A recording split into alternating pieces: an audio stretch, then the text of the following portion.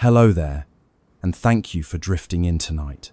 We're not going to talk about galaxies, or black holes, or the grand beginning of the universe. Instead, we're going to stay close, very close to home, to this one small world we live on. But we're going to ask something a little strange. What if you were to die, not here on Earth, but on another planet? It's a grim thought. But stay with me, because dying, oddly enough, is one of the most human things you can imagine. And imagining how it might unfold in alien landscapes, scalding, frozen, airless, crushing, can tell us a lot about those worlds, and about our own fragile place among them. Picture it, standing on the red dust of Mars, the thin air burning your lungs before you can even take a full breath, or floating in the thick golden clouds of Venus, where the air itself is heavy enough to press the life out of you. Imagine trying to take shelter on Jupiter, a place with no solid ground at all. Where do you even fall when there's nothing to land on? Leave a comment telling me where in the world you're listening from, and what time it is for you right now. Funny, isn't it? We're about to explore deaths scattered across the solar system. And yet, you and I are right here, sharing this quiet little moment together. So settle in, maybe dim the lights, maybe let the fan hum. We're going to take a slow, wandering journey, not of life, but of endings.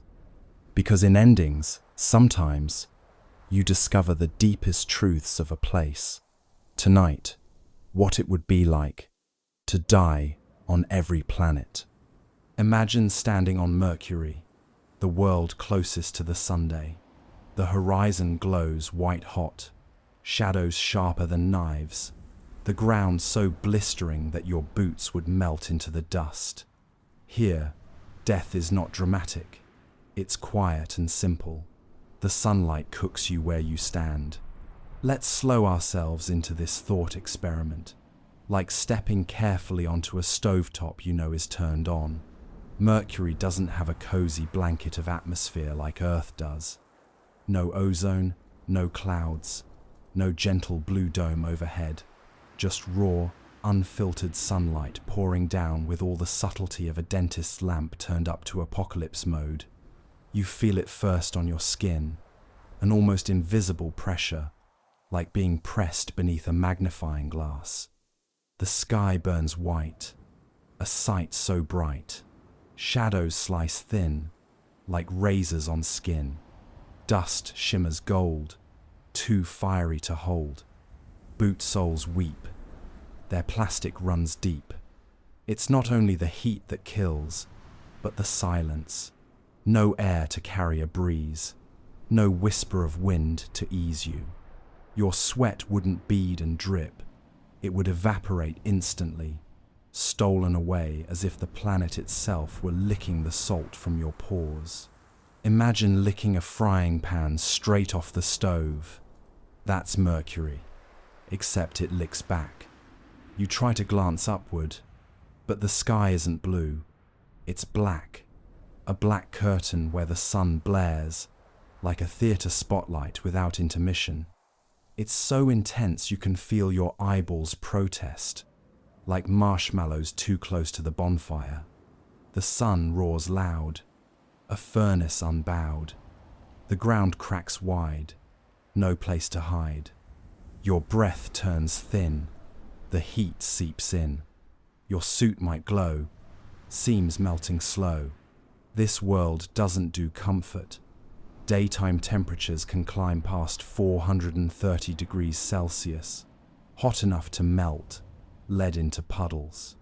You're walking through the kind of oven a pizza chef might envy, though your body is the unfortunate pizza. Somewhere, a hipster cafe in Brooklyn would call this solar stone-fired human flatbread and charge $20 for a slice. The irony is that night on Mercury isn't much better, because there's no atmosphere to trap the heat. The other side of the planet plunges to minus 180 Celsius.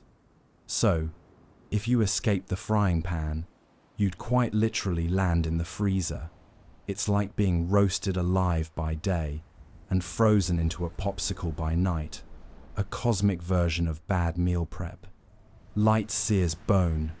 You're not alone. Dark chills deep. No dreamless sleep. Metal sighs loud. No shelter allowed. Time runs thin. The void grins in. And yet, the strangest detail is that Mercury spins so slowly that a single day there lasts nearly 59 Earth days. Imagine standing in sunlight for 2 solid months, your shadow crawling slowly around you like a sundial that measures doom instead of hours. Death by sunlight, yes, but death in slow motion, stretched into a cosmic tanning session you never signed up for. If you squint at the horizon, you'd see the sun 3 times larger than it appears on Earth. Not just a warm disk, but a blinding ball filling the sky like a spotlight that refuses to dim. Your retinas become roasted chestnuts in seconds. Sunglasses? Pointless. SPF? 100? Nothing but seasoning. Eyes turn flame. The sun chants your name. Skin flakes red. The ground is your bed. Bones creak slow. The heat will show. Your voice won't stay. It vapor drifts away. And let's not forget the ground itself. The regolith, the dusty soil of Mercury, is jagged and sharp, made of glassy fragments baked under endless radiation. Every step you take, your melting boots fill with grit hotter than coals. You imagine standing barefoot on a barbecue grill sprinkled with broken light bulbs. Somehow, that's still understating it. The planet offers no mercy, no air to breathe, no shade to run to, no ocean to dive into. Just the brutal choice between one side facing the sun and the other facing endless cold. You'd last only minutes in either direction. The sun would cook you, or the dark would freeze you, while Mercury itself remains indifferent, just circling, circling. Shadows dance long, the heat hums strong. The silence speaks clear, no sound to hear. The dust bites back, your lungs turn black. The sun takes all, both great and small. In your final moments, your thoughts wander absurdly.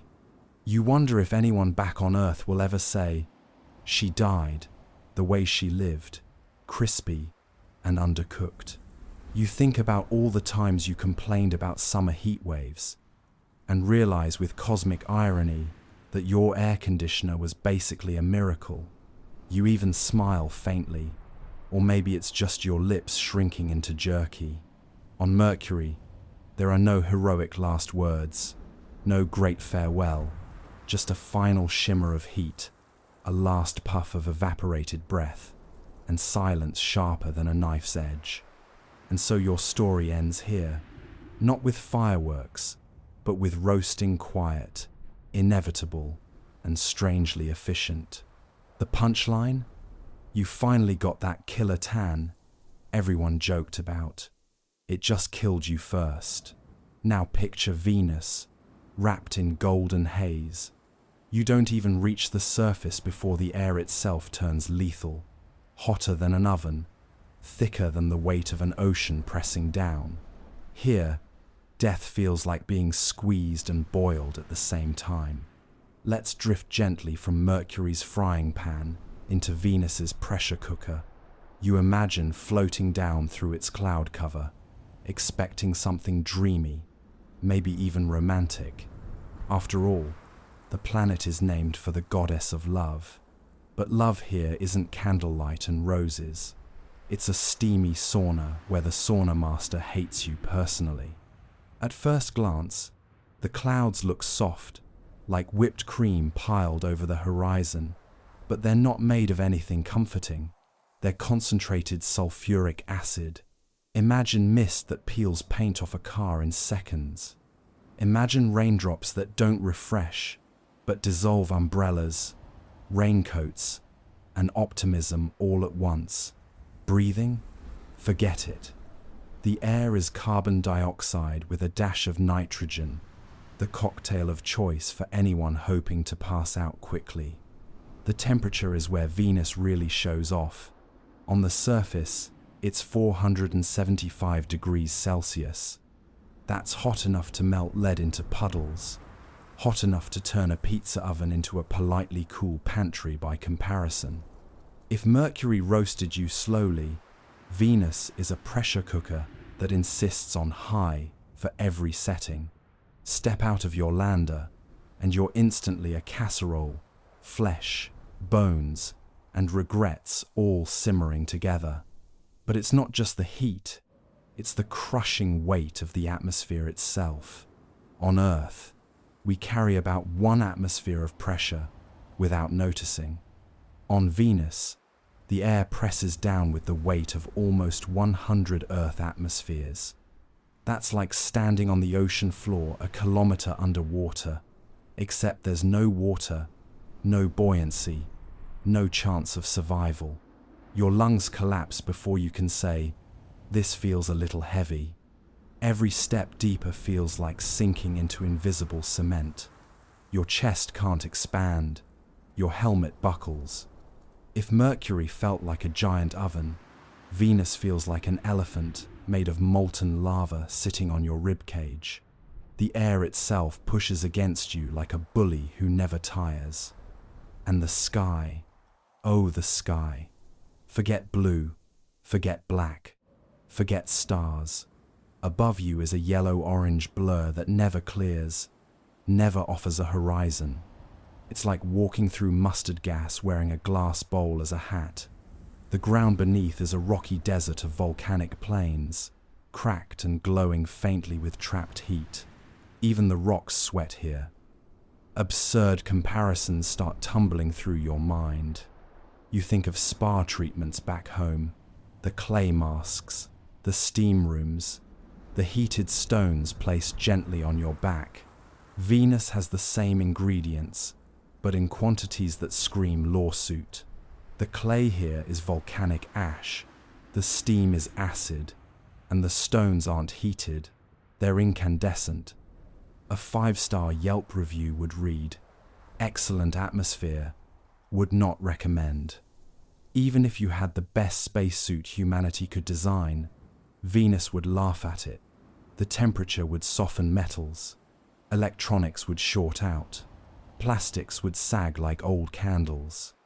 Soviet landers once tried, managing a few heroic minutes before sizzling into silence. Your own body wouldn't last even that long.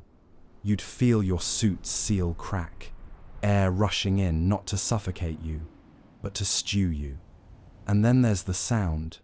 You might think silence rules here too, but the dense air would actually carry noise, slow, muffled, distorted, like voices underwater.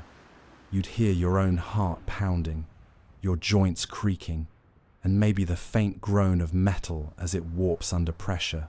It's like being trapped inside a submarine that's sinking into soup. You wonder absurdly about vacation packages. Would a Venus spa weekend promise detox by total vaporization? Would luxury hotels advertise the most authentic steam room in the solar system? The brochures would leave out the part where your skeleton dissolves into slurry within minutes. Even escape is hard to imagine. Rockets struggle here. The thick atmosphere resists every attempt to rise, like quicksand made of gas. Venus doesn't just kill you, it prevents your ghost from leaving easily. But death on Venus isn't theatrical. You don't explode, you don't freeze, you don't even shatter dramatically. You're simply pressed into paste, slowly, insistently, until you stop being you and start being another layer of sediment under the haze. And here's the strangest thought. This world of acid clouds and boiling air is sometimes called Earth's twin. Almost the same size, almost the same composition. Two planets born alike, Yet one grew gardens, while the other built a kitchen of horrors. You might even envy Earth's storms and humidity after this. Venus is what happens when climate change skips the warnings and goes straight to the after-party. In your last seconds, your mind reaches for poetry. You imagine the clouds whispering lullabies, though they're really hissing acid. You picture sunsets, though no one has ever seen one clearly through the smog. And you wonder if Venus, goddess of love, enjoys the irony of suffocating her admirers with crushing affection. Because death on Venus isn't fire or ice. It's a hug that never lets go, a squeeze that doesn't end, a romance that kills with too much closeness. And that's what makes dying on Earth unique. It's ordinary. You can be swallowed by lava, swept by waves, or tucked gently into soil, but it always feels like part of a larger rhythm. The planet doesn't need you, but it welcomes you into its endless recycling program anyway. You can almost hear the Earth chuckle as you go. Mercury scorched you, Venus squeezed you, but Earth just shrugs, sets another place at the table, and adds you to the compost heap with quiet efficiency. The punchline: no matter how exotic the universe seems, you were always destined to die in the same place you bought groceries. Our own world feels safe, but imagine it from a cosmic perspective. Gravity cradles you, air fills your lungs, water flows. To die here is almost gentle compared to the chaos of other planets. But Earth, too, has its extremes: volcanoes, oceans, and deserts that rival alien worlds. Let's pause here, because before you fling yourself into the furnace of the sun or the freezer of Neptune, it's worth remembering that Earth is both paradise and predator. You wake each morning surrounded by breathable air, a miracle you never notice until you imagine Mars trying to choke you with carbon dioxide. You sip water from a glass, never thinking about how rare liquid water is in the universe. And yet, Earth has more than enough ways to put you in the ground with speed and flair. Start with the volcano. You stand near its rim, where the air smells of sulfur, like a dozen rotten eggs at a family barbecue. Steam hisses upward, and the ground vibrates beneath your boots like a cat growling deep in its throat. The eruption comes suddenly, a roar that rattles your bones, a blast of ash that turns the sky black. Hot rocks arc overhead, glowing like lanterns at a very badly organized festival. You think, this is the Earth reminding you it still writes the rules. And then, in one molten second, you're ash too. Now picture drowning, a fate so ancient it feels almost built into the planet's design. The ocean is beautiful until you remember it's just gravity with extra steps.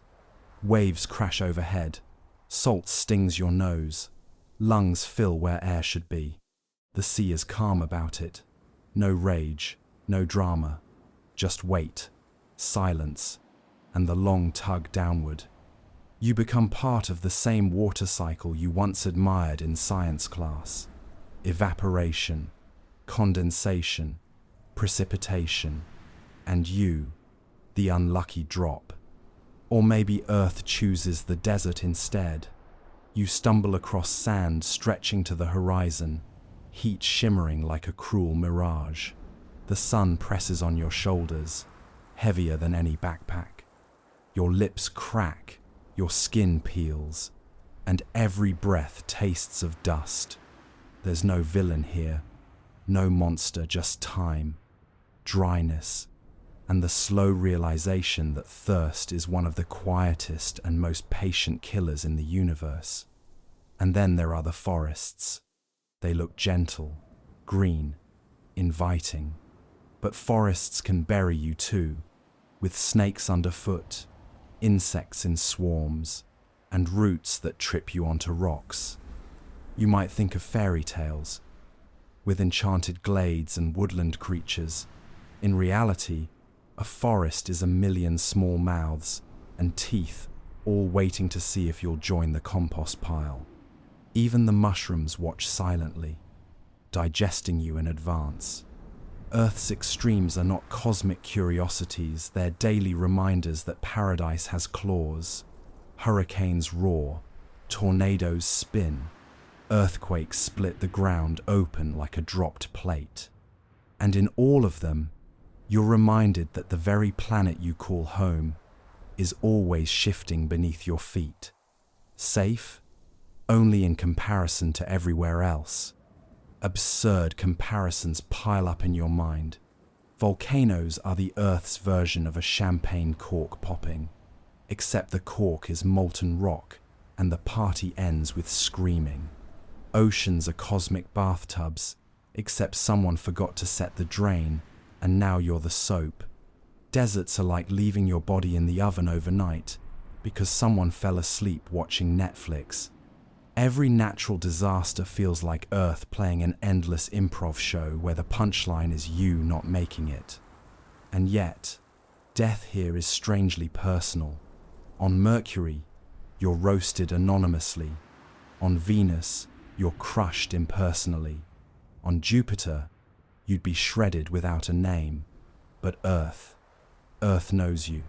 It knows your language, your habits, your favorite coffee shop. When you die here, you die in the arms of a planet that raised you, fed you, and taught you lullabies. That intimacy makes it both softer and sharper. Consider how calmly Earth arranges burials. Soil folds around you. Roots curl through your ribcage like curious fingers. Insects carry your story grain by grain. Nothing wasted, nothing lost. Other planets obliterate. Earth recycles. You don't vanish here. You transform. But it's not all solemnity. You might imagine your funeral interrupted by a rainstorm, the sky itself weeping in cliché. Or worse, by a sunny day where the birds sing cheerfully as if nothing happened. Nature doesn't pause for grief. Your final act becomes part of a schedule that includes squirrels, pollen, and whatever sitcom the clouds are rerunning that afternoon. On Mars, your helmet cracks. One breath escapes, and you're already gone. The air is thin, mostly carbon dioxide, and the cold seeps through your skin like a thief. Death here is quick, but strangely peaceful, under a pale pink sky. Let's step gently from Earth's familiar embrace into the dusty, red deserts of Mars. At first glance, it looks almost friendly. Photographs from rovers show rolling hills, soft skies, dunes that wouldn't look out of place in Arizona. But pictures are liars. If you were there, your first impression wouldn't be scenery, but silence. The kind of silence that presses against your ears until you realize the air itself is too thin to carry much sound. You'd lift your visor, maybe expecting a quick gasp of cold air. Instead, you'd find nothing your body could use. Mars is generous, with carbon dioxide, 95% of its atmosphere, but stingy with oxygen. Your lungs would draw in, desperate, but there'd be nothing to grab. It's like trying to breathe through a vacuum cleaner bag. One breath out, and your body knows the trick is over. The cold doesn't wait politely.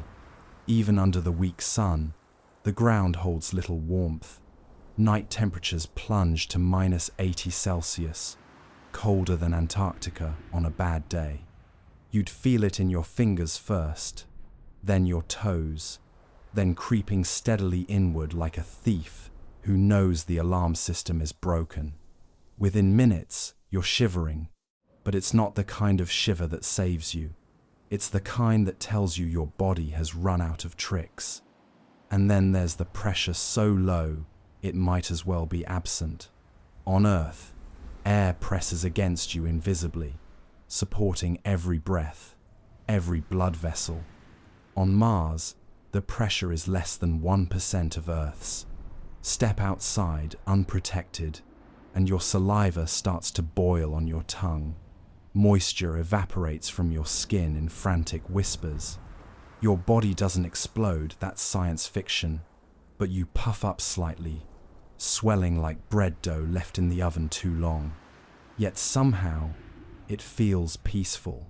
The sky above is not blue, not black, but a dusty rose. A sunset on Mars is a pale watercolor, light scattering through a thin veil of dust. You could almost call it beautiful if you weren't suffocating. Your last sight would be a world that looks soft and dreamy, but treats you like a misplaced tourist. Absurd comparisons arrive uninvited. Breathing here is like trying to drink soup with a fork. The cold feels like standing in a walk-in freezer that forgot to stock ice cream. And the pressure. Imagine being vacuum sealed for freshness, like a supermarket chicken, except you're the chicken. Space exploration, now available in the deli aisle. If you tried to walk, you'd notice gravity pulling at you with only 1/3 of Earth's strength. Each step is light, bouncy, almost playful. You'd leap forward like a child on a trampoline. But the cruel joke is that you're too weak to enjoy it. Oxygen starved, freezing, swollen.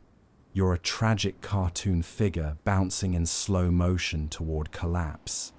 Rovers have crawled this soil for decades, little machines humming and beeping, taking selfies while you can't even take a breath. They've survived longer than anyone expected. You, on the other hand, wouldn't last more than a couple of minutes. Mars seems to prefer robots faithful, silent, immune to suffocation. And then there's the dust. Oh, the dust. Fine as talcum powder, red as rust, sharp as ground glass. It creeps into every seam, every joint, every crevice. On Earth, dust is annoying. On Mars, dust is destiny. It scratches your visor, clogs your lungs, grinds down your equipment. Even in your final collapse, it clings to you, turning your suit red, staining your memory into the landscape. You think absurdly of all the dreams people had about Mars canals, carved by aliens, green men waving from the hills, entire civilizations hidden under domes. In reality, it's a desert that kills humans in under a minute. The aliens never built canals here. Maybe they tried once and ended up breathless in the dust just like you. But here's the thing. It's not violent. Not like Venus, where you're crushed, or Mercury, where you're fried. Mars offers a quieter ending. Your chest heaves, your vision narrows, and the sky fades pink to black. It feels less like dying and more like fainting in a cold, lonely dream. And maybe that's what makes Mars so deceptive. It looks like Earth's cousin, but it treats you like a stranger. You die not with explosions or drama, but with a whisper, under skies that look almost tender. Jupiter has no ground, no solid place to land. Step off a spacecraft and you fall, and keep falling, down through storms larger than Earth, down into pressure that crushes steel. Death here is endless descent, swallowed whole by a planet that never lets you stop. Leaving the rusty deserts of Mars, you drift toward Jupiter, the king of planets, the giant with stripes. At first glance, it's stunning bands of cream, orange, and brown, wrapped around a sphere so vast it looks like a cosmic marble left out by careless gods. But the beauty is a trap. What looks like a surface is only cloud tops, shifting endlessly. There's no down on Jupiter, only deeper. The moment you step off your craft, gravity pulls at you with twice the strength of Earth's. Your stomach lurches, your knees buckle. Falling here feels heavier, quicker, more insistent. The clouds rush up, or rather, you rush down, at speeds that make roller coasters feel like rocking chairs. You plunge into the upper atmosphere. It's cold here, far colder than you expected. The sun is just a pale spark in the distance, its warmth barely reaching. Your breath fogs your visor. Not that breathing matters. Jupiter's air is hydrogen and helium, a suffocation mix. It's like jumping into a balloon factory and realizing the balloons are filling you instead of the other way around. And then the storms find you.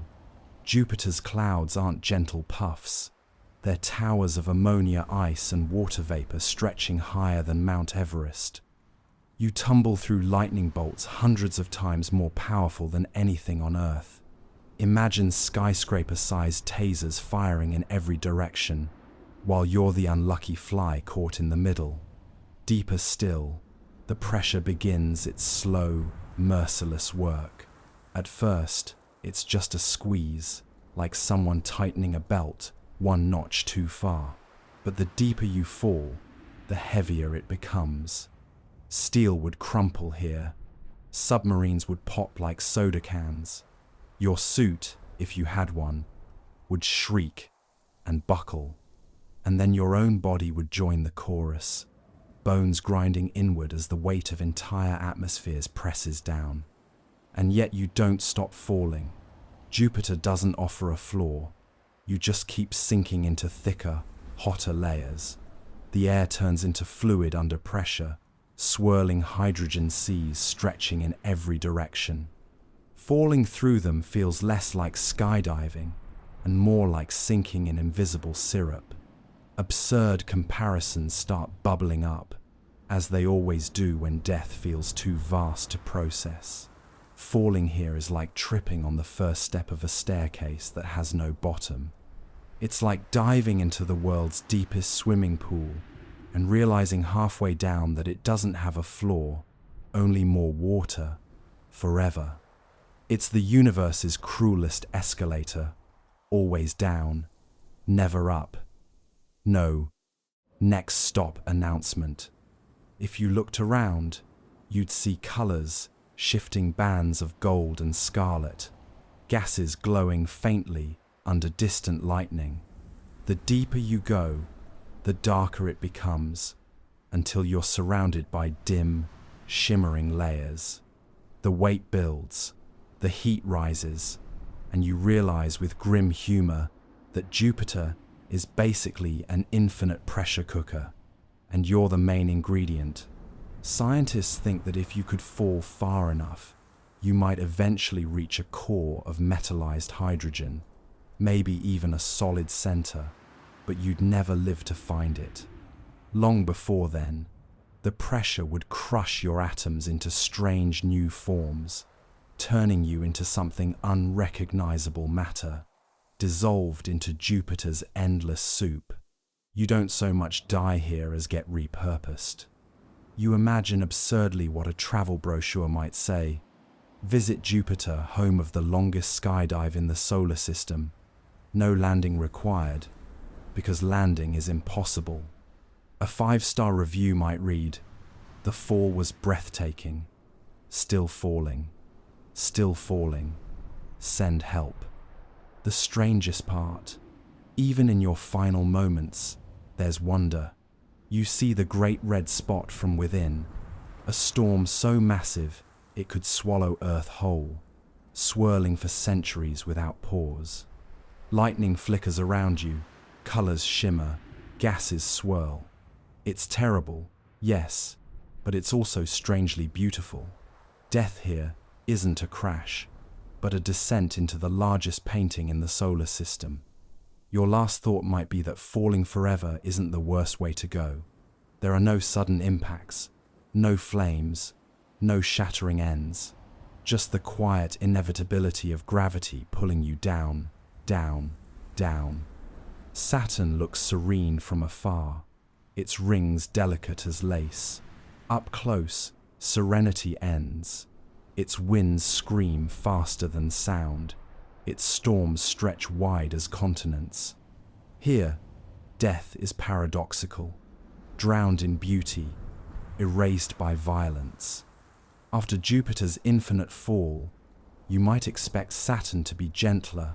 The rings look like jewelry, shimmering bands set delicately around a golden globe. Poets compare them to crowns, halos, even wedding bands.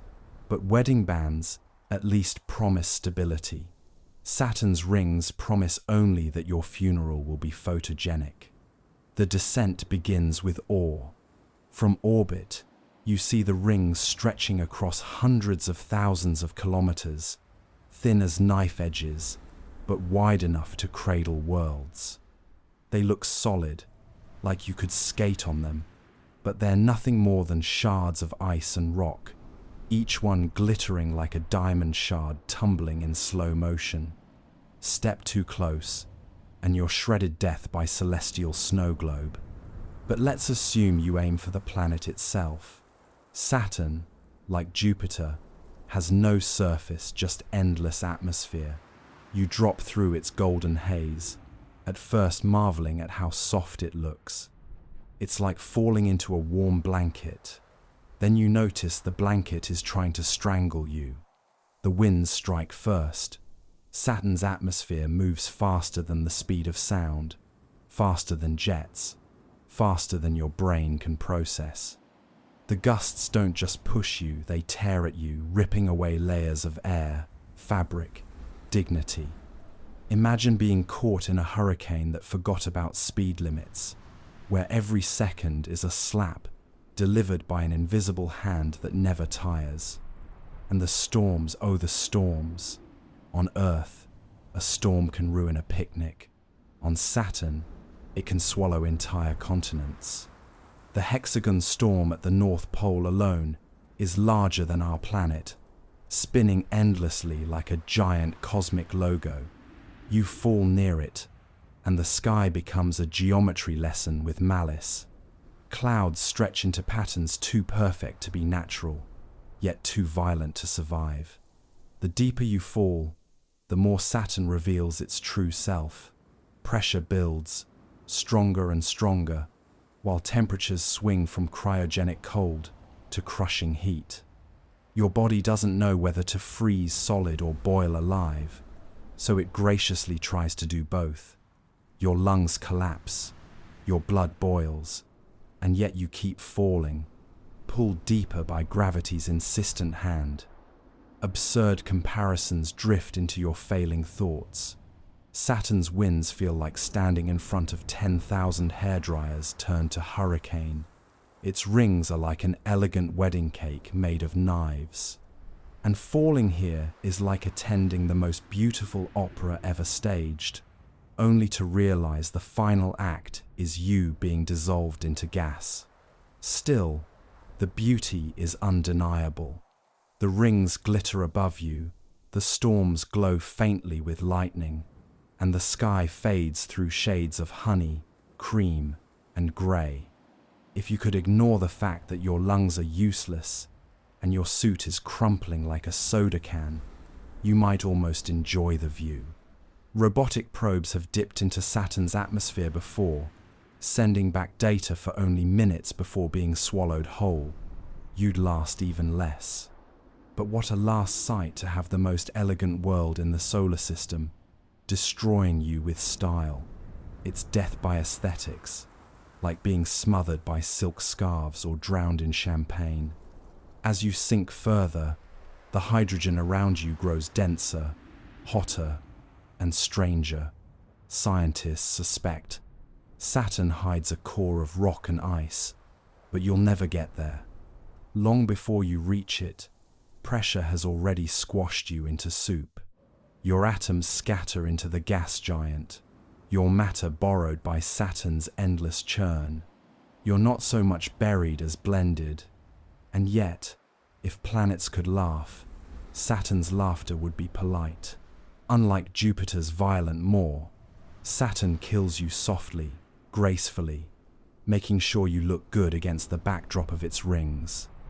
Your obituary would read, "Death by magnificence, under skies worth framing. The paradox is irresistible. Saturn is gorgeous from afar, monstrous up close. It's the ultimate catfish profile picture of the solar system, irresistible online, terrifying in person. Uranus tilts on its side like a cosmic prankster. Its blue-green clouds look calm, almost inviting, but beneath, it is cold enough to freeze the air in your lungs. Death here feels like sleep, drifting in an alien twilight. After Saturn's golden rings, Uranus greets you with something stranger, indifference mixed with comedy. The planet spins on its side, as if it tripped on the edge of the solar system and never recovered. Its poles face the sun, its equator lies in shadow, and its seasons last decades. Imagine trying to explain that to your calendar app. From a distance, Uranus looks gentle, a soft teal globe, quiet, almost soothing. It's the kind of color you'd choose for a bedroom wall if you wanted to nap forever, which is fitting, because nap forever is exactly what Uranus offers. Step into its atmosphere, and the air betrays you instantly. It's hydrogen, helium, and methane. No oxygen in sight. Your lungs pull desperately, but instead of breath, you inhale silence. In seconds, the cold slips in, sharper than knives but quieter than whispers. Here, it isn't fire or crushing weight that ends you. It's stillness. You drift toward unconsciousness, as if the planet itself were tucking you in. The cold is absolute. Temperatures sink below to 220 Celsius, low enough to freeze air into crystals, low enough to turn every exhale into a brittle sigh. Your body stiffens, joints lock, and soon you're an oddly shaped popsicle tumbling in slow motion. Even your last heartbeat sounds muffled, as though the planet were gently pressing a finger to its lips and saying, "Hush now." And yet, the strangeness is almost comforting. Uranus's sideways tilt means sunlight filters oddly, painting the sky in twilight tones. It's neither day nor night, but a suspended in-between. Your final vision is not darkness, but a dreamy turquoise blur. Death here feels less like punishment and more like slipping beneath an impossibly heavy blanket. Absurd comparisons help your mind keep calm. Freezing here is like leaving your groceries in the back of the freezer aisle forever. Breathing is like trying to sip air through a straw filled with cement. The planet itself, imagine a giant marble knocked sideways by a careless child, left spinning in space with no apology. If you kept falling deeper, you'd find storms raging far below. Uranus may look serene, but winds scream at 900 kilometers per hour, faster than sound. Imagine standing in a sideways tornado where the air itself is colder than dry ice, but you'd never feel it. Your body's already gone rigid, your mind already lulled into sleep. Uranus doesn't bother with theatrics. It kills you politely, with frost and quiet. Scientists suspect strange oceans lurk deep inside layers of water, ammonia, and methane squeezed into slushy seas. Some think these layers may even produce diamonds, carbon squeezed so hard it crystallizes mid-fall.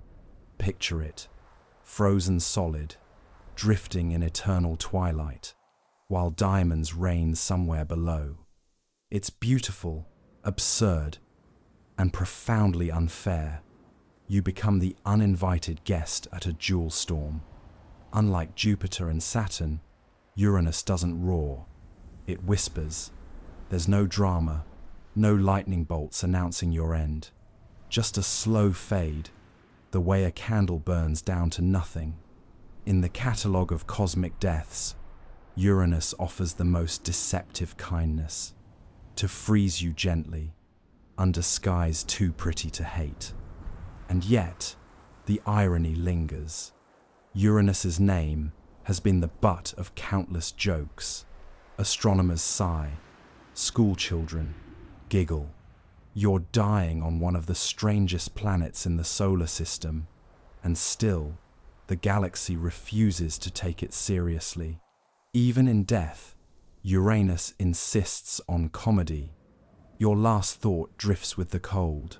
This planet tilted sideways billions of years ago, and it never stood back up. Maybe that's its secret. Maybe Uranus knows that in the long run, dignity is overrated. Neptune is all motion. Winds whip faster than bullets. Storms rage darker than any earthly hurricane. To die here is to be torn apart by invisible hands, scattered into the blue before you even know it has begun. From Uranus's sideways sleep, you tumble outward to Neptune, the solar system's edge dweller, a cold sapphire hanging in the dark. It looks serene from afar, a deep blue jewel glowing faintly against the black. But serenity here is an illusion. Neptune is violence wrapped in silk, a storm world that never rests. Step into its atmosphere, and the calm ends instantly. Winds scream at 2,000 kilometers per hour, the fastest recorded in the solar system. On Earth, a strong gale might knock down a fence. On Neptune, the air itself would slice through steel.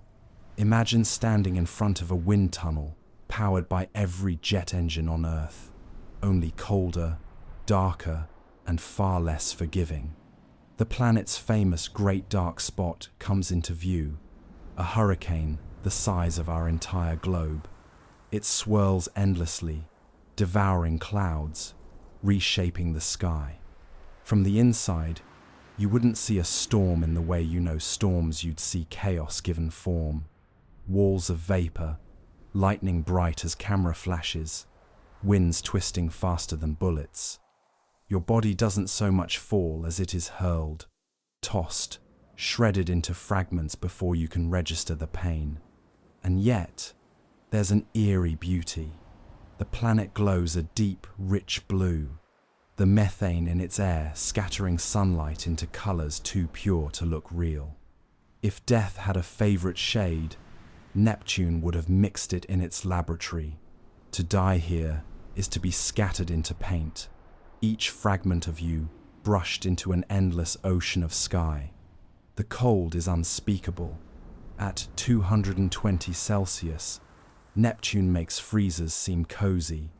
Each breath you never get feels like a knife scraping across your lungs. Your body crystallizes from the outside in, while the winds pick up the pieces and fling them into oblivion. It's a contradiction, frozen solid and torn apart at the same time. Only Neptune could manage multitasking this efficiently. Absurd comparisons tumble into your mind, the way they always do when terror becomes too much. Neptune is like being trapped in a washing machine set to infinite spin, with knives added for fun. Its winds are nature's blender, cranked to high, lid forgotten. Falling here is like tossing yourself into an industrial fan while standing inside a freezer aisle. The universe, it turns out, has a grim sense of slapstick. Deeper still, the pressure builds.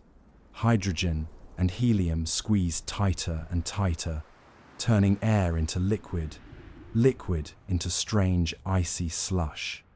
Some scientists think the interior may rain diamonds, carbon squeeze so hard it gives up and becomes jewelry. So while you're torn apart above, priceless gems may be falling below. Neptune is the universe's least practical jewelry store. Everything sparkles, but you can't survive long enough to shop. The storms never let you rest. Lightning rips across the sky, thunder muffled in air too thin to carry sound. Your eyes catch flashes of pale white clouds, streaking across the cobalt backdrop at impossible speeds.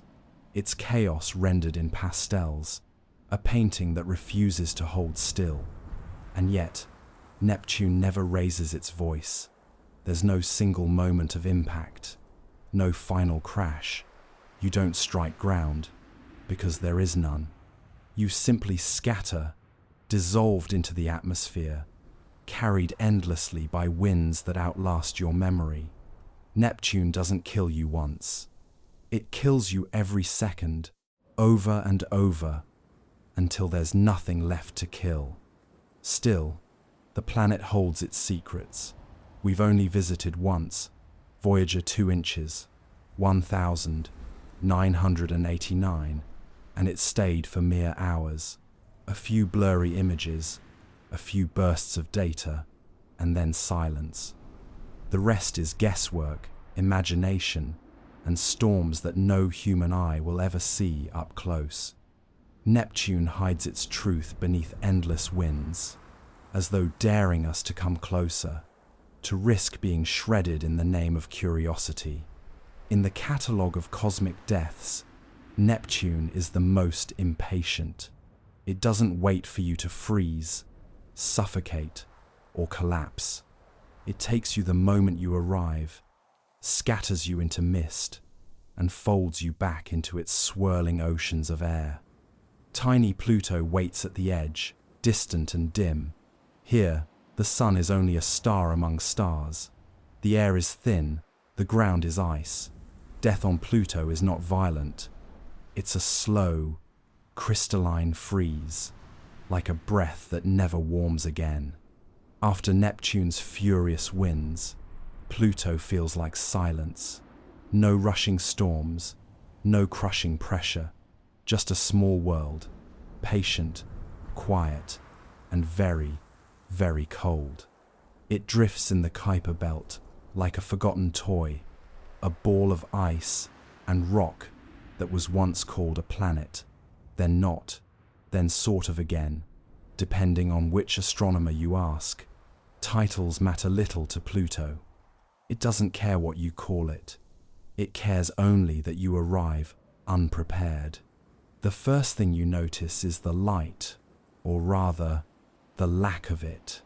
The sun hangs in Pluto's sky, but it's so far away, it looks more like a particularly bright star than a source of warmth. Shadows stretch long and sharp, as though the world has been drawn in pencil. The light is pale, wan, exhausted from its 5.9 billion kilometer journey. On Earth, you bask in sunlight. On Pluto, you ration it. The air is too thin to matter. Pluto's atmosphere, when it feels generous, is mostly nitrogen, with whispers of methane and carbon monoxide. It clings loosely to the surface, expanding when the planet drifts closer to the sun, collapsing when it drifts away.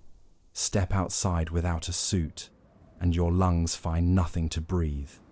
You gasp, you choke, and the silence answers back. Suffocation would be the first death Pluto offers, quick and clean, but the cold is waiting, eager to claim what the air cannot. Temperatures here plunge to 230 Celsius, colder than dry ice, colder than anything you've ever imagined. The cold doesn't bite, it erases. Heat flees your body like water down a drain. Fingers stiffen, skin cracks, eyelids freeze together. Even the air you exhale crystallizes, forming little clouds of ice that shimmer briefly before collapsing to the ground. It's as though Pluto is turning your every breath into snowfall, a delicate memorial service performed in real time. And the ground, the ground is a frozen mosaic. Plains of nitrogen ice stretch for miles, cracked and rippled like a giant fingerprint pressed into stone. Mountains of water ice rise like glassy teeth, harder than granite in this cryogenic world. You stumble across them, brittle and fragile, until the cold convinces you to stop moving at all. Death here isn't dramatic. There are no lightning storms, no crushing walls of atmosphere. Instead, Pluto waits with patience. Your body slows, Your heartbeat stumbles. Your mind drifts into drowsiness. Freezing on Pluto is like slipping into sleep and never waking. It's the quietest of endings, a lullaby sung in nitrogen and frost. Absurd comparisons bubble up as your thoughts slow. Dying here is like falling asleep in a freezer that forgot to turn off, except the freezer is bigger than Australia. Breathing is like trying to sip soup through a straw that's frozen solid. Walking is like trudging across a snow globe designed by a minimalist. Bleak, white, silent, and endless. And yet, there is beauty in it. Pluto's surface glows faintly under starlight, its ice plains shimmering with shades of blue, pink, and even red, colored by Tholin's complex molecules born from sunlight striking methane. The horizon feels closer here, the sky more intimate, as if the universe itself has shrunk to wrap around you.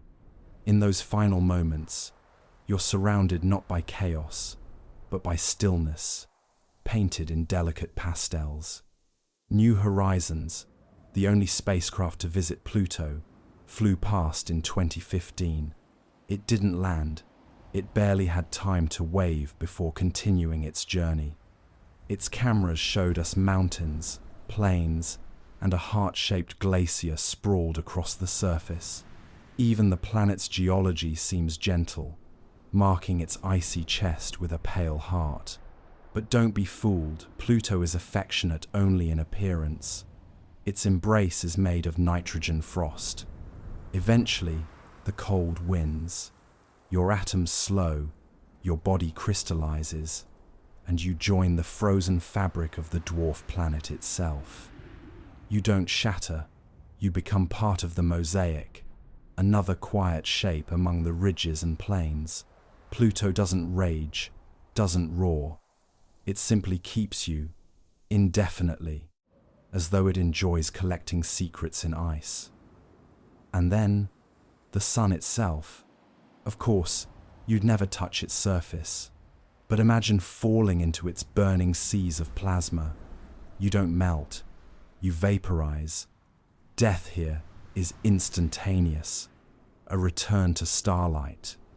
After Pluto's frozen hush, the sun feels obscene. No quiet twilight here, only brilliance. The star that cradles every orbiting world suddenly demands your full attention, like a spotlight that doesn't blink. From Earth, the sun looks like a friendly disk, warm enough for beach trips and barbecues. Up close, it's a boiling ocean of plasma, bigger than everything you know combined. Approaching it is like walking into a furnace that has forgotten moderation. Even millions of kilometers out, the radiation strips your ship apart atom by atom. At close range, there's no such thing as skin burning or clothes catching fire. The sun doesn't bother with steps. It skips straight to vaporize. Imagine your body, carefully arranged and delicate, reduced in an instant. Proteins snap, atoms scatter, molecules shred themselves in panic. You don't even have time to say, well, this was a mistake. Death by sun is faster than thought. One heartbeat, then nothing except your atoms joining the solar wind. But let's linger, because bedtime stories deserve detail, even if the ending is swift. The surface of the sun, the photosphere, is not really a surface at all, just a thin shell of gas where photons escape. Below it churns the convection zone, plasma roiling in towering loops taller than Earth itself. Sunspots boil, magnetic storms twist, solar flares lash out with more energy than humanity has ever used. This is no cozy campfire. It's a perpetual detonation, running smoothly for 4.6 billion years. And the heat, 15 million degrees in the core, a mere 6,000 on the surface. At that temperature, iron would liquefy like butter, rocks would flow like honey, and you, dear listener, would not last the blink of an eyelash. Dying on Mercury, Venus, or even Jupiter at least, gives you a few seconds to regret your choices. The sun offers no such courtesy. Its motto is simple: instant barbecue, no refunds. Absurd comparisons pop up because your brain needs humor to cope. Falling into the sun is like cannonballing into a swimming pool made of blowtorches. It's like trying to hug a billion ovens all set to self-clean. It's the cosmic version of touching the stove, only the stove is the size of 1,000,000 Earths and has been on for longer than our species has existed. And yet, the sun is beautiful. Its light feeds every forest, every flower, every breath you've ever taken. Without it, there is no life, no warmth, no bedtime story. To die here, to become part of the star, is in a sense to return home.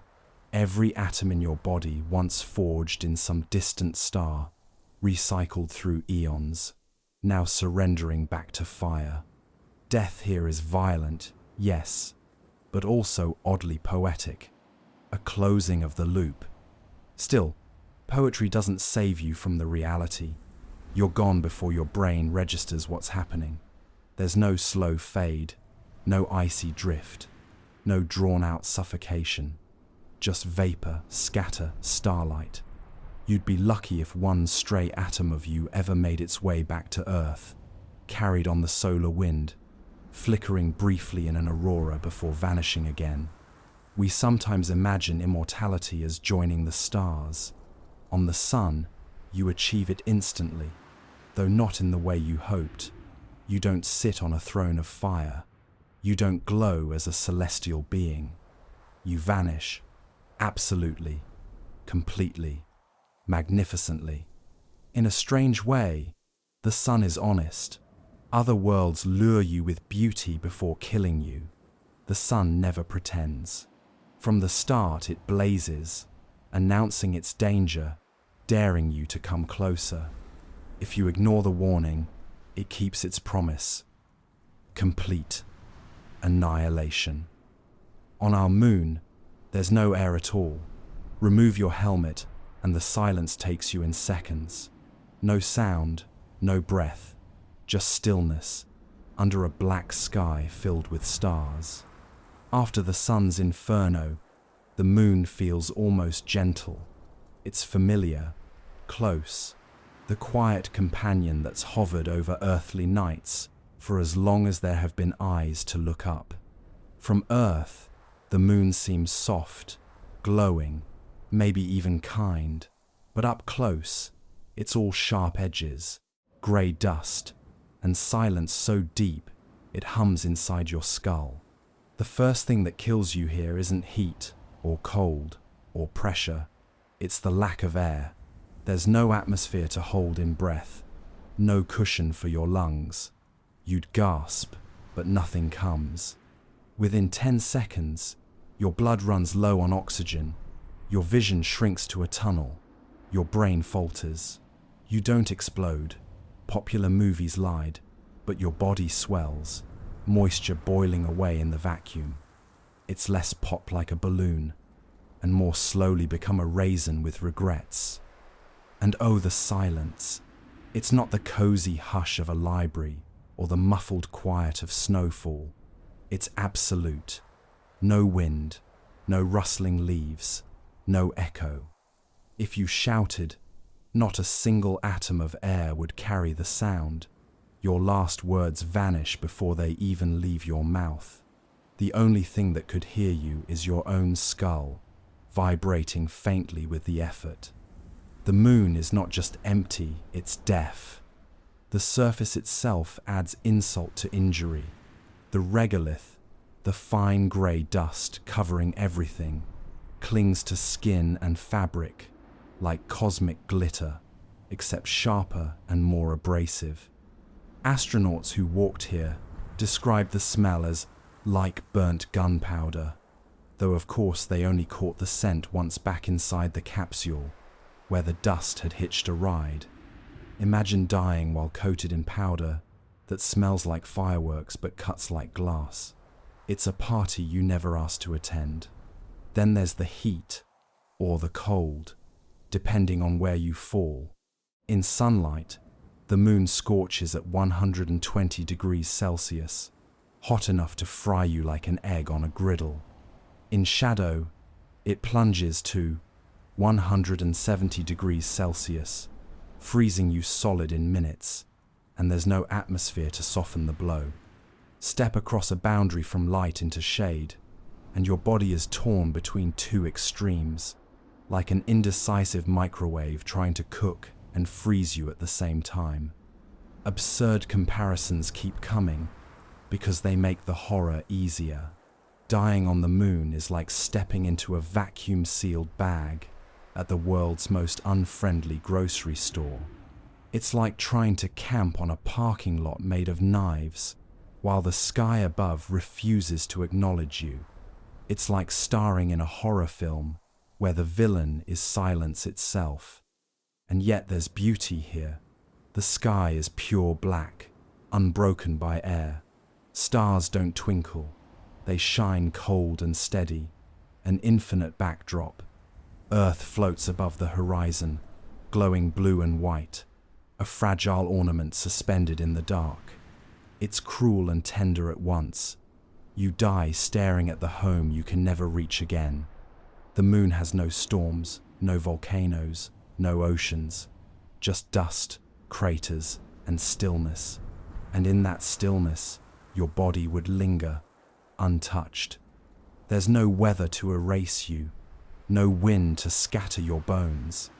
If left undisturbed, you'd lie there for millennia, frozen and preserved, a permanent monument to poor planning.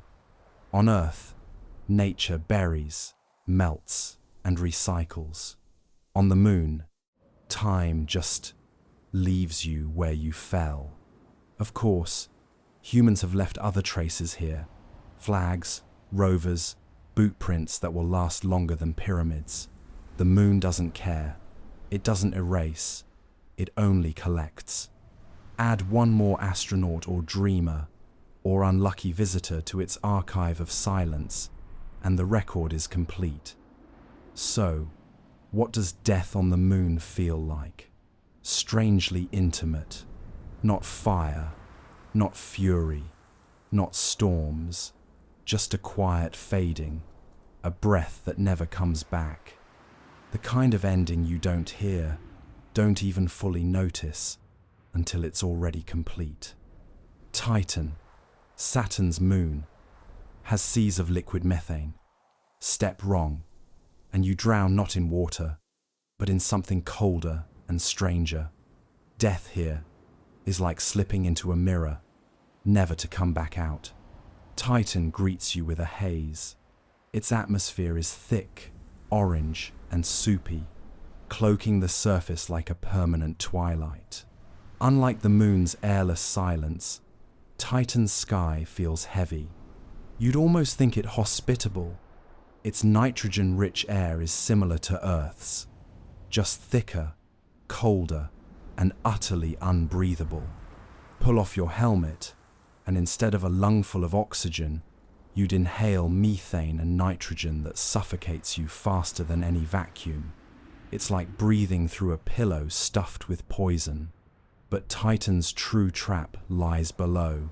This is the only other world in the solar system with stable liquids on its surface. Lakes, rivers, and seas stretch across the land, but not of water. They shimmer with liquid methane and ethane, hydrocarbons chilled into liquid by temperatures of 180 degrees Celsius. To fall into one is not like falling into water. It's like diving into liquid fuel, a chemical bath, so cold it makes ice feel warm. Your first sensation isn't drowning, it's shock. The cold is instant, invasive. Skin stiffens, nerves fire wildly, then go silent. Clothes and gear harden like brittle glass. Within seconds, the chill seizes your muscles. You can't swim. You can barely move. The liquid grips you, drags you down, and there's no buoyant salvation. Methane is less dense than water.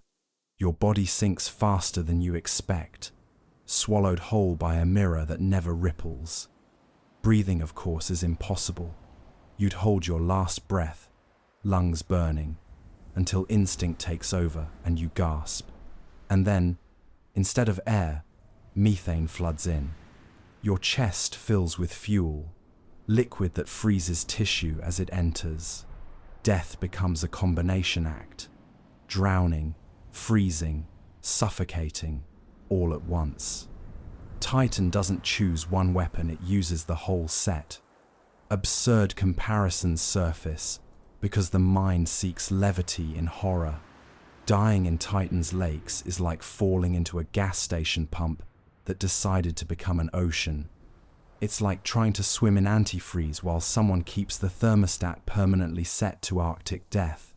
It's like being swallowed by a soda.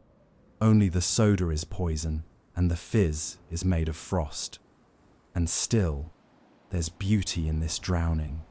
The seas glisten under Titan's dim light, their surfaces reflecting the orange haze above. Imagine sinking through liquid black glass, the surface closing silently over your head. The water never churns, never froths. It just seals you away, smooth and calm, as though nothing happened at all. Around you, the landscape is alien but strangely familiar. Titan's rivers carve valleys, its dunes roll across plains, its rain falls in steady drizzles. Only everything is made of methane. Where Earth has water, Titan has hydrocarbons.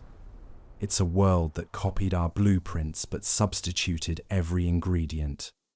Even the clouds above are tinted amber, droplets of methane drifting lazily in the perpetual dusk. And then there's the smell. If you could catch it just before your senses shut down, it would be acrid, chemical, sharp, like nail polish remover spilled on ice cubes. Not exactly the fragrance you'd want for eternity, but fitting for a world that looks like home through a warped lens. The pressure at Titan's surface is gentle compared to other moons about 1.5 times Earth's. Not enough to crush you, but enough to remind you you're not home. It's just heavy enough to make every breath you'll never take feel like it's being pushed back by an invisible hand. Eventually, the methane wins. Your body, rigid and frozen, sinks into the lake bed. There, you rest in darkness, preserved in cryogenic stillness.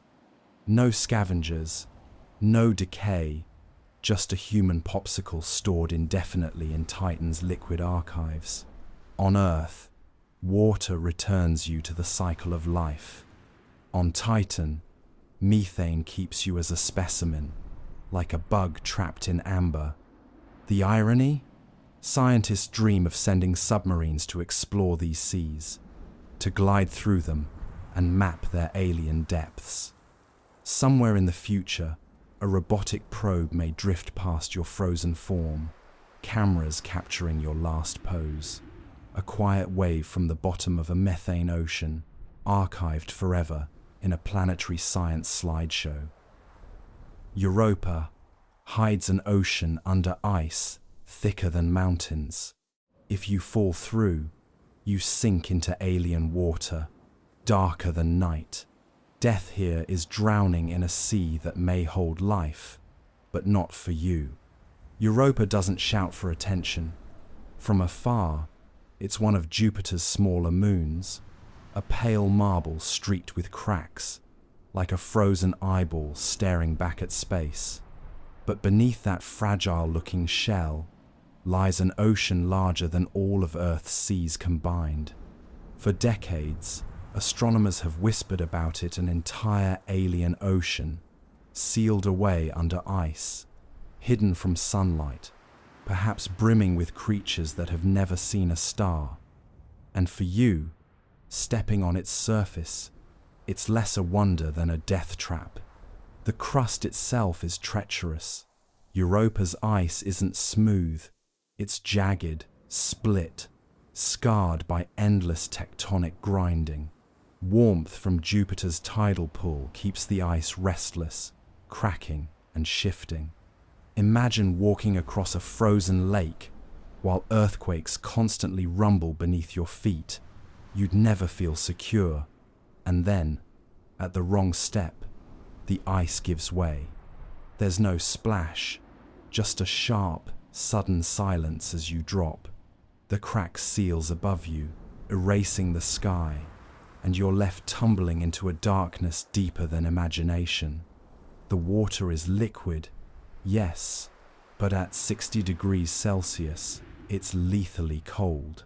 Your lungs seize, your muscles lock, and your mind goes foggy in seconds. The weight of kilometers of ice above you means there's no way out, no way up. You are a grain of sand in an endless abyss. The drowning itself is swift, but your surroundings are haunting. Sunlight never reaches these waters. Bioluminescent possibilities lurk. In theory, only no one knows what swims here, if anything at all. Perhaps alien microbes drift in silence. Perhaps strange jellyfish-like shapes glide in the dark, blind but alive. Perhaps colossal shadows stir where no human will ever see. And yet, even if the ocean teems with life, none of it is yours to join. You are the intruder, the meal, the misfit who doesn't belong. Absurd comparisons bubble up because humor feels like a raft, even in an alien sea. Drowning on Europa is like being stuffed into the world's largest aquarium, except the fish never come to greet you. It's like falling into a water park designed by a supervillain. No lifeguards, no slides, just darkness and hypothermia. It's like being a guest at the ocean's party, but someone forgot to add air to the guest list. And the pressure, oh, the pressure. With kilometers of ice above, the water here is compressed beyond anything you've felt. Your body doesn't just freeze, it warps, cells squeezed, lungs crushed. Imagine being hugged by the planet itself, except the hug doesn't stop until you've become part of the landscape. Yet there is beauty in this alien drowning. The silence is absolute, the dark profound. No sound of waves, no light of moon or star. Just you and the endless black, a solitude so complete it feels almost holy. Perhaps, in those final seconds, you see faint glimmers, maybe bioluminescence, maybe hallucination. Perhaps you imagine alien eyes watching. Perhaps you realize that Europa, in its way, is alive, and you've become part of its secret. Europa has long tempted dreamers and scientists alike. They imagine robotic submarines one day drilling through the ice, descending into that hidden ocean. They imagine finding microbes, ecosystems, maybe even something stranger. But if you arrive here unprepared, you won't be the explorer. You'll be the evidence. A drowned silhouette, drifting beneath ice, no one will ever see again. Unlike Titan's lakes, which preserve you, Europa consumes. The currents carry you deeper, colder, until your body becomes indistinguishable from the frozen sea itself. Someday, perhaps, a probe will measure faint traces of organic matter, whispering that something once fell here. It won't know it was you. The irony is sharp. On Earth, drowning often leaves behind a body, a story, a search. On Europa, drowning erases you into myth. You vanish so completely that only the ocean remembers, and it doesn't care. Io, another moon of Jupiter, is restless with fire. Volcanoes spout sulfur into space. To die here is to be burned, not by lava you touch, but by the planet itself erupting beneath your feet. Io does not believe in calm. Of all the moons in the solar system, This one is alive in the most violent way possible. From a distance it looks mottled and strange, painted in yellows, reds, and blacks, like a pizza someone left too long in the oven. Up close, the reason becomes clear. It is covered with volcanoes, more than 400 of them, spitting sulfurous fire into the blackness of space. If Europa is water and Titan is methane, then Io is rage. Step onto its surface, and you are standing on a pressure cooker. The ground beneath you isn't solid, it seethes. Tidal forces from Jupiter tug and twist, Io constantly, kneading it like dough. All that flexing builds up heat, and the heat erupts, sometimes gently, with lava fountains rising dozens of kilometers high. Sometimes catastrophically, with explosions big enough to outshine the sun for a moment. For you, death here is sudden and theatrical. There's no warning siren, no gentle rumble. One moment, you're standing on cracked, sulfur-stained plains. The next, the ground splits, and a geyser of molten rock surges skyward. Temperatures soar to thousands of degrees, hotter than the surface of Mercury, and you are instantly engulfed. Flesh carbonizes, bones vaporize, spacesuits turn into useless foil. You don't burn on Io, you burn with Io. The sulfur adds insult to the injury. Io's eruptions don't just hurl lava, they spew plumes of sulfur dioxide that rise hundreds of kilometers high. Imagine choking on yellow smoke while rivers of glowing liquid carve the land. It smells like rotten eggs, multiplied by 1,000, thick enough to gag even if you could breathe, which you can't. If hell had a cologne, this would be it. And the landscape is surreal. Black plains crusted with sulfur frost, mountains taller than Everest, glowing lava lakes simmering in vast calderas.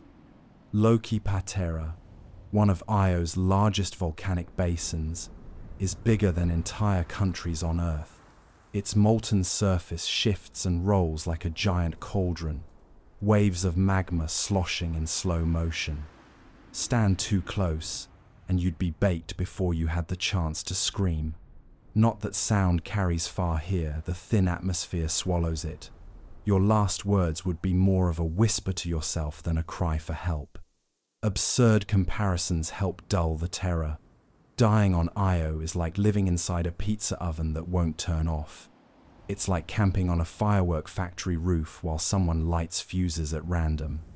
It's like being invited to a barbecue where you are both the guest and the main course. And yet, Io is mesmerizing. From space, its volcanic plumes paint arcs against the void, glowing softly in sunlight. The eruptions are so powerful they leave stains on the edges of space. Sulfur, snow drifting far from the surface. Imagine the irony. You die in fire, and the ashes of Io rise like confetti into orbit, celebrating your departure. Unlike the moon, which preserves you, Io obliterates. The lava doesn't bury, it consumes. No bones, no ash, no remnant, just energy recycled into the furious churn of geology. You don't leave a body here, you leave warmth, briefly, before you vanish entirely into rock and fire. And this is what makes Io terrifying. It doesn't hate you. It doesn't even notice you. Its violence is not aimed, not personal. It's simply the nature of a world locked in Jupiter's grip, stretched until it screams molten light. You are not killed. You are collateral. Scientists dream of studying Io's volcanoes up close, sending probes to watch the lava fountains rise. They imagine the data, the insight, the beauty of constant eruption. But no human body will ever survive a stroll here. The moon writes its welcome in sulfur and fire, and the message is clear: keep your distance. On Enceladus, icy jets erupt into space. If you stood too close, they'd fling you upward, frozen solid, a tiny shard in Saturn's rings. Death here is both violent and strangely poetic. Enceladus is a moon that looks shy from a distance. It's small, barely 500 kilometers across, about the size of the United Kingdom, but beneath that quiet white shell, it hides a restless heart.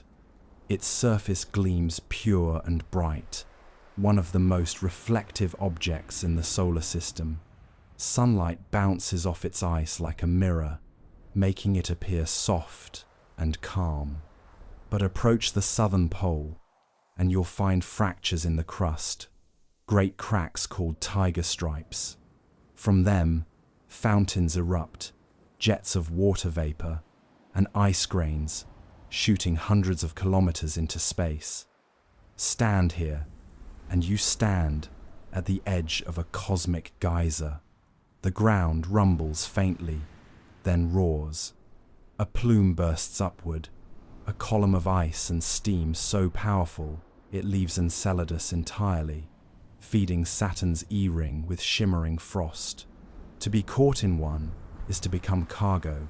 You are lifted, weightless, not by choice, but by force. One moment you're clinging to a frozen plain, the next you're flung toward the stars. The launch itself is brutal. Temperatures near 200 degrees Celsius freeze you instantly. Your body stiffens, lungs crystallize, every cell becomes brittle glass. The pressure of the geyser hurls you faster than a cannon, and in seconds, you're in open space, tumbling through blackness. It's not drowning, not burning, not crushing, it's being stolen. You don't die in a place, you die in motion, mid-air, mid-void, and then the irony sharpens. As you drift, you're not gone entirely. The geysers add their particles to Saturn's vast, ghostly rings. Ice grains orbit for ages, each one a glittering bead on the necklace of a planet. Your atoms scatter into that stream, circling endlessly, part of something larger and more beautiful than you could have imagined. Absurd comparisons rise because humor helps steady the cold. Dying on Enceladus is like standing on Old Faithful in Yellowstone, except the geyser shoots you into orbit instead of a tourist's Instagram. It's like being launched out of a soda bottle shaken too hard. Only the fizz is liquid nitrogen. It's like space itself said, "You look light enough to juggle," and then never stopped juggling. The landscape you leave behind is hauntingly beautiful. Smooth fields of ice, broken by fissures, glowing faintly blue, where heat from below seeps upward. Beneath that crust lies another ocean, perhaps even warmer than Europa's, and scientists dream of it as one of the best chances for life beyond Earth. Microbes, or something stranger, may thrive there, feeding on hydrothermal vents. But if life stirs in those hidden seas, you won't meet it. You'll meet the sky instead, unwillingly promoted to ice dust. There's no air to breathe, no warmth to save you, only the silence of the void. As you arc outward, you see Saturn swelling in the distance, enormous, ringed, magnificent. Perhaps it's a comfort, a final panorama more majestic than any postcard Earth could offer. Perhaps it's cruel, the beauty of a view you'll never describe. Your final orbit is mute, unshared. Enceladus doesn't just kill, it repurposes. You're not buried, burned, or eaten. You're recycled. The same way geysers lift water from its hidden ocean to feed the rings, they lift you. In time, your molecules circle endlessly, falling and rising, scattering light into telescopes back on Earth. A curious scientist may one day study a grain of ring ice and marvel at its origin, never knowing it was once a person's last scream, crystallized mid-flight. And here lies the strange poetry. To die here is to be taken apart, atom by atom, and offered as decoration. The rings of Saturn are already haunting, billions of frozen pieces dancing in perfect balance. To join them is, in a sense, to become beautiful, not remembered by name, but by glint, not mourned, but admired. Ceres, a dwarf planet, drifts quietly in the asteroid belt. Gravity barely holds you down. Death here might come not from violence, but from slipping, drifting away into the black, untethered forever. Ceres doesn't roar like Io, or glitter like Enceladus. It whispers. The largest object in the asteroid belt, it's neither planet nor rock, but something in between, a round survivor of cosmic childhood, overlooked and quiet. To stand on its surface is to stand on modesty itself. The horizon curves gently, the sky is ink black, even at noon, and the sun is a small pale coin far away. If worlds were parties, Ceres would be the guest who slips out early, unnoticed. Its surface is dusty, pocked with craters, and speckled with bright white patches of salt, remnants of briny water that once seeped through cracks. You might imagine you're in the middle of an abandoned desert, lit by a shrunken star. There's no atmosphere to breathe, no wind to move the dust. Just silence so pure you can hear your own heartbeat echo inside your helmet. And here is where danger hides, not in fire or flood, but in the gentlest of steps. Ceres's gravity is weak, about 3% of Earth's. A hop becomes a leap, a stumble becomes a launch. If your tether snaps or your boots slip, you don't fall, you drift. Slowly, dreamily, you rise from the ground, and there is nothing to pull you back. Death here doesn't pounce, it floats. Imagine tripping over a rock and finding yourself halfway to infinity. You kick, you flail, but your movements are useless. Each desperate shove sends you farther, not closer. Ceres watches, indifferent, as you rise like a balloon released at a child's birthday party. It is a death so calm it feels almost polite. No flames, no screams, just a slow farewell wave into the abyss. Of course, the cold claims you eventually. Space outside Ceres is brutal, plunging you into freezing silence. The heat of your body bleeds away into nothing. Your breath fogs your visor, then stops. Your limbs stiffen, your blood turns brittle, but all of it happens while you continue to drift, spinning lazily, one more shard of matter circling the sun without purpose. Absurd comparisons steady the dread. Dying on Ceres is like slipping off a curb and ending up in another solar system. It's like losing your balance on an icy driveway, except the driveway never ends.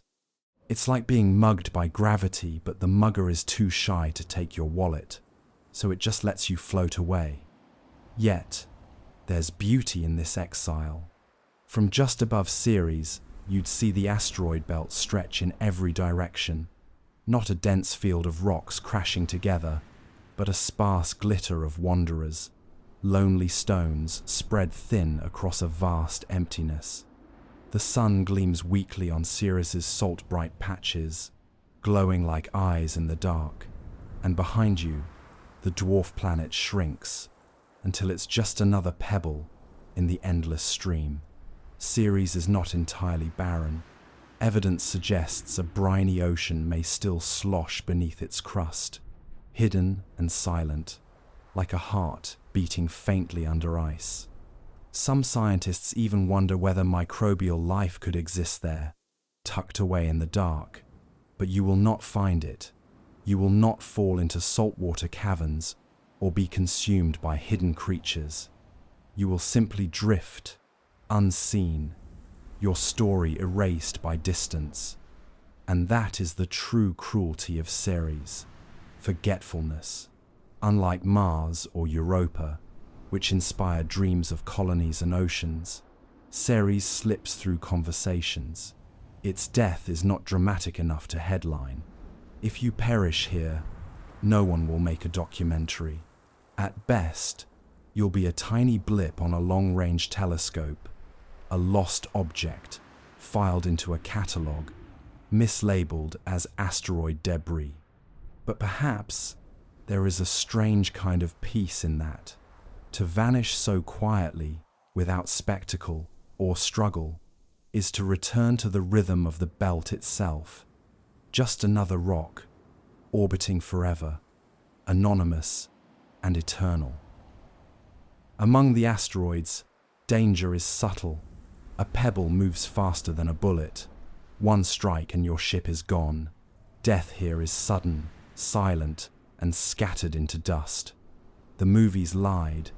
The asteroid belt is not a chaotic traffic jam of tumbling boulders, scraping past each other like a demolition derby. In truth, it's mostly emptiness, a desert stretched across space, with rocks scattered so far apart you could fly for days and never see one. But distance doesn't mean safety, because here, everything is moving quietly, endlessly, with speeds that make bullets look sluggish. Imagine sailing through this emptiness, the sun a pale lantern far away, when something small, smaller than your fist, slips into your path. You never see it coming. There's no warning, no sound, just an impact. The pebble doesn't tap, it detonates. At orbital speeds, even a grain of dust can puncture steel. Your ship tears apart before your mind has time to register fear. Death here is not dramatic, it's instant, disassembled into particles that become just another stream of drifting debris. If you're outside the ship, tethered, the risk changes. A tiny shard slicing the line, and you drift untethered into the void. Unlike Ceres, which lets you stumble upward politely, the belt flings you into deep space with no return ticket. You tumble endlessly, watching the glittering stones recede, spinning between day and night as the sun turns slowly around you. There is no air, no warmth, no company, only the slow, perfect silence of the drift. The asteroids themselves are indifferent witnesses. Some are mountains of metal, dense and ancient, the cores of failed planets. Others are loose piles of rubble, fragile as sandcastles, crumbling if touched. Many are streaked with ice, carrying whispers of water across billions of years.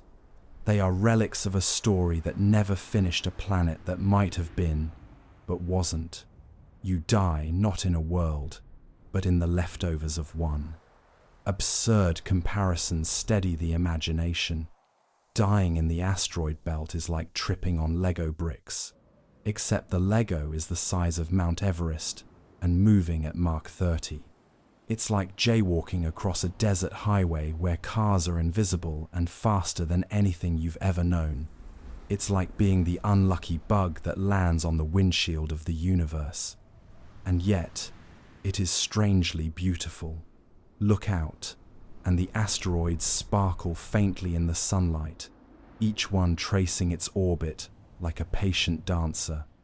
They don't collide often, but when they do, the violence is spectacular. Rocks shattering into dust, fragments scattering like cosmic fireworks. If you happen to be nearby, you join the spray. Your molecules mix with the fragments, your body ground into dust finer than flour, and then, carried by solar winds, you drift outward, spreading thin across the solar system. The belt itself is ancient. For billions of years, these rocks have circled between Mars and Jupiter, never settling into a planet. always circling, circling. To enter their realm is to step into timelessness. They do not rush. They do not change quickly. They simply orbit, silent sentinels of an aborted creation. To die here is to vanish without ripple, absorbed into an already endless drift. Scientists fantasize about mining the belt, harvesting its metals, building colonies among the rocks. They imagine habitats carved into the sides of asteroids, safe havens turning danger into industry. But for the unprepared traveler, the belt doesn't offer shelter, it offers roulette.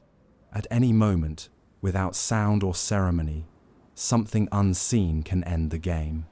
And that's the cruelty of the belt it kills, not with heat or hunger, but with indifference. The rocks do not care whether they smash into you. The vacuum does not care if you breathe. Even your death leaves no trace, because dust is the default here. Dust is the beginning, the middle, and the end. Imagine standing on a comet. The surface is ice, but as it nears the sun, that ice hisses away into vapor. Death here is falling apart with the comet itself, unraveling into a shining tail. Comets are the drifters of the solar system, vagabonds of ice and dust, wandering on long, eccentric paths. Most of the time, they are quiet, far from the sun, frozen solid, little more than dirty snowballs. But when the orbit brings them close, they transform. The frozen crust wakes up, cracks, and begins to breathe. Gas bursts outward, dust sprays into space.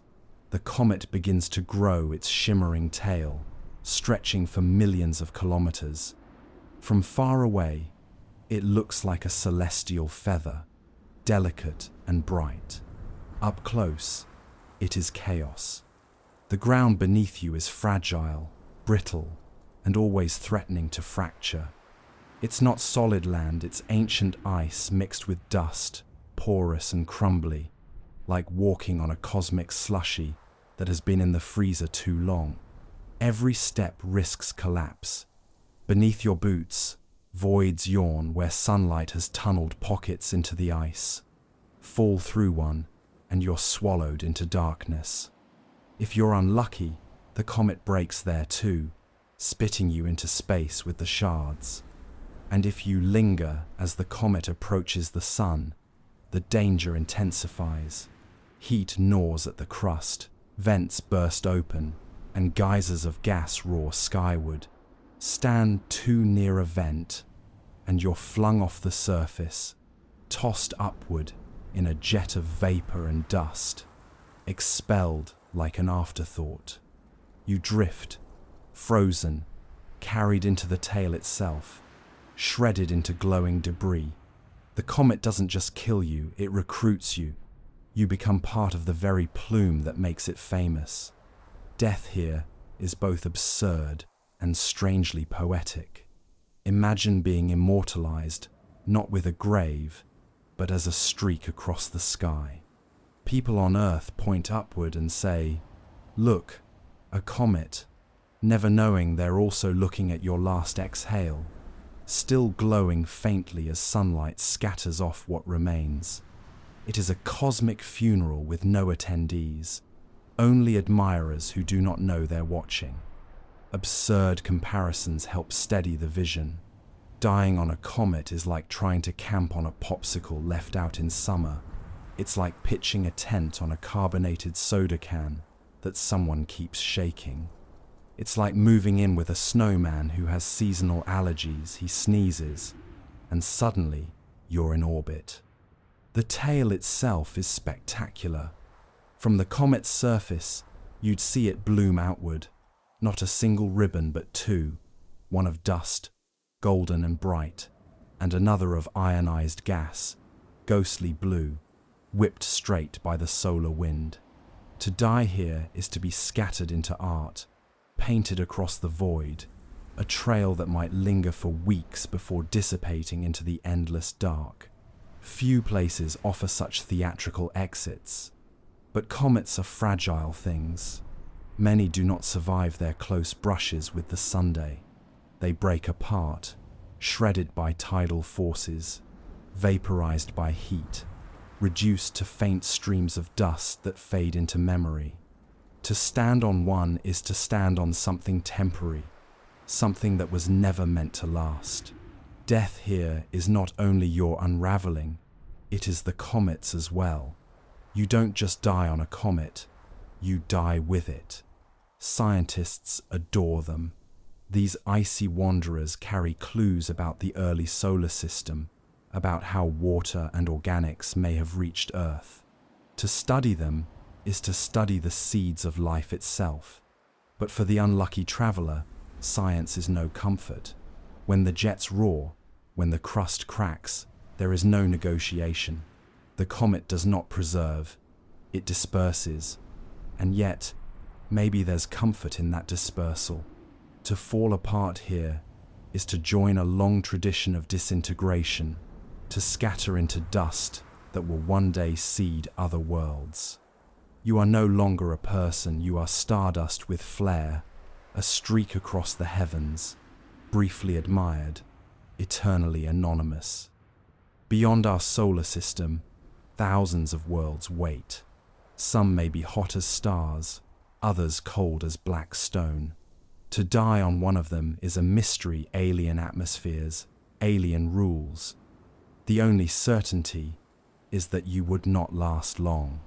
Exoplanets are the riddles of astronomy. We've catalogued more than 5,000 of them so far, and each one is stranger than the last. Some hug their stars so tightly that a year lasts just a few hours. Others wander far from any light, frozen giants drifting through eternal night. A few even seem Earth-like, rocky and temperate, tempting us with whispers of familiarity. But make no mistake, they are alien.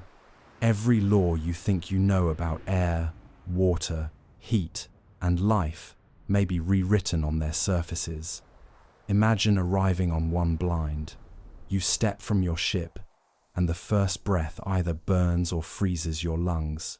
The air could be thick soup of methane, chlorine, or something we don't even have a name for. Maybe it isn't gas at all, but misting metals, iron falling like rain, clouds that drip molten glass. A step too far, and you find yourself beneath skies that shred parachutes, winds that whip at thousands of kilometers per hour. The unknown doesn't just kill you, it invents new ways to do it. Some exoplanets are tidally locked, one face always staring at their star, the other trapped in endless dark. On the day side, oceans boil, rocks glow red, and your body vaporizes in seconds. On the night side, air crystallizes into frost, and you freeze so hard you could shatter. Somewhere in between is a twilight strip where temperatures might just hover near survivable until the storms roll in. Planet-wide hurricanes that make Jupiter's great red spot look like a gentle breeze. Absurd comparisons help calm the terror. Dying on an exoplanet could feel like checking into the worst Airbnb ever.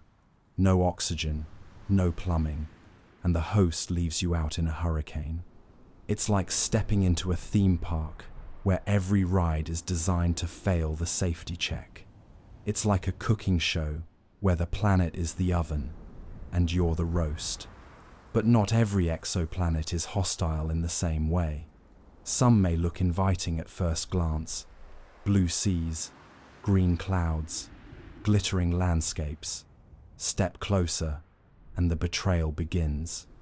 That water might be liquid ammonia. Those trees could be mineral growths sharp enough to slice you open. Even the ground might refuse you, crumbling into powder or swallowing you whole in quicksand oceans. Beauty, here, is camouflage.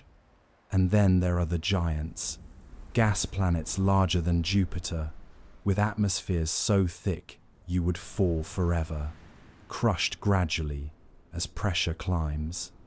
Some may even have diamond rain, so that as you descend, the last thing you see is a storm of glittering jewels pounding you into paste. It sounds elegant until you realize you've become the unlucky centerpiece in the galaxy's worst jewelry store. The truth is, exoplanets are humbling. Each one reminds us how narrow Earth's safety really is. Here, a thin band of temperature, a fragile envelope of air, and a lucky distance from the sun let us live. Out there, in almost every other configuration, you die, quickly, slowly, violently, or poetically. There are countless endings, none of them familiar. Scientists look at these worlds with fascination, not fear. They measure atmospheres, catalogue orbits, and speculate about life. Some dream of colonies, others dream of contact. But if you were actually there, standing on alien soil, the dream ends fast. The chemistry of the air, the pressure of the sky, the pull of the gravity, all of it conspires against you. Each exoplanet is an experiment, and you are not built to pass the test. And yet, there is something almost generous in the variety.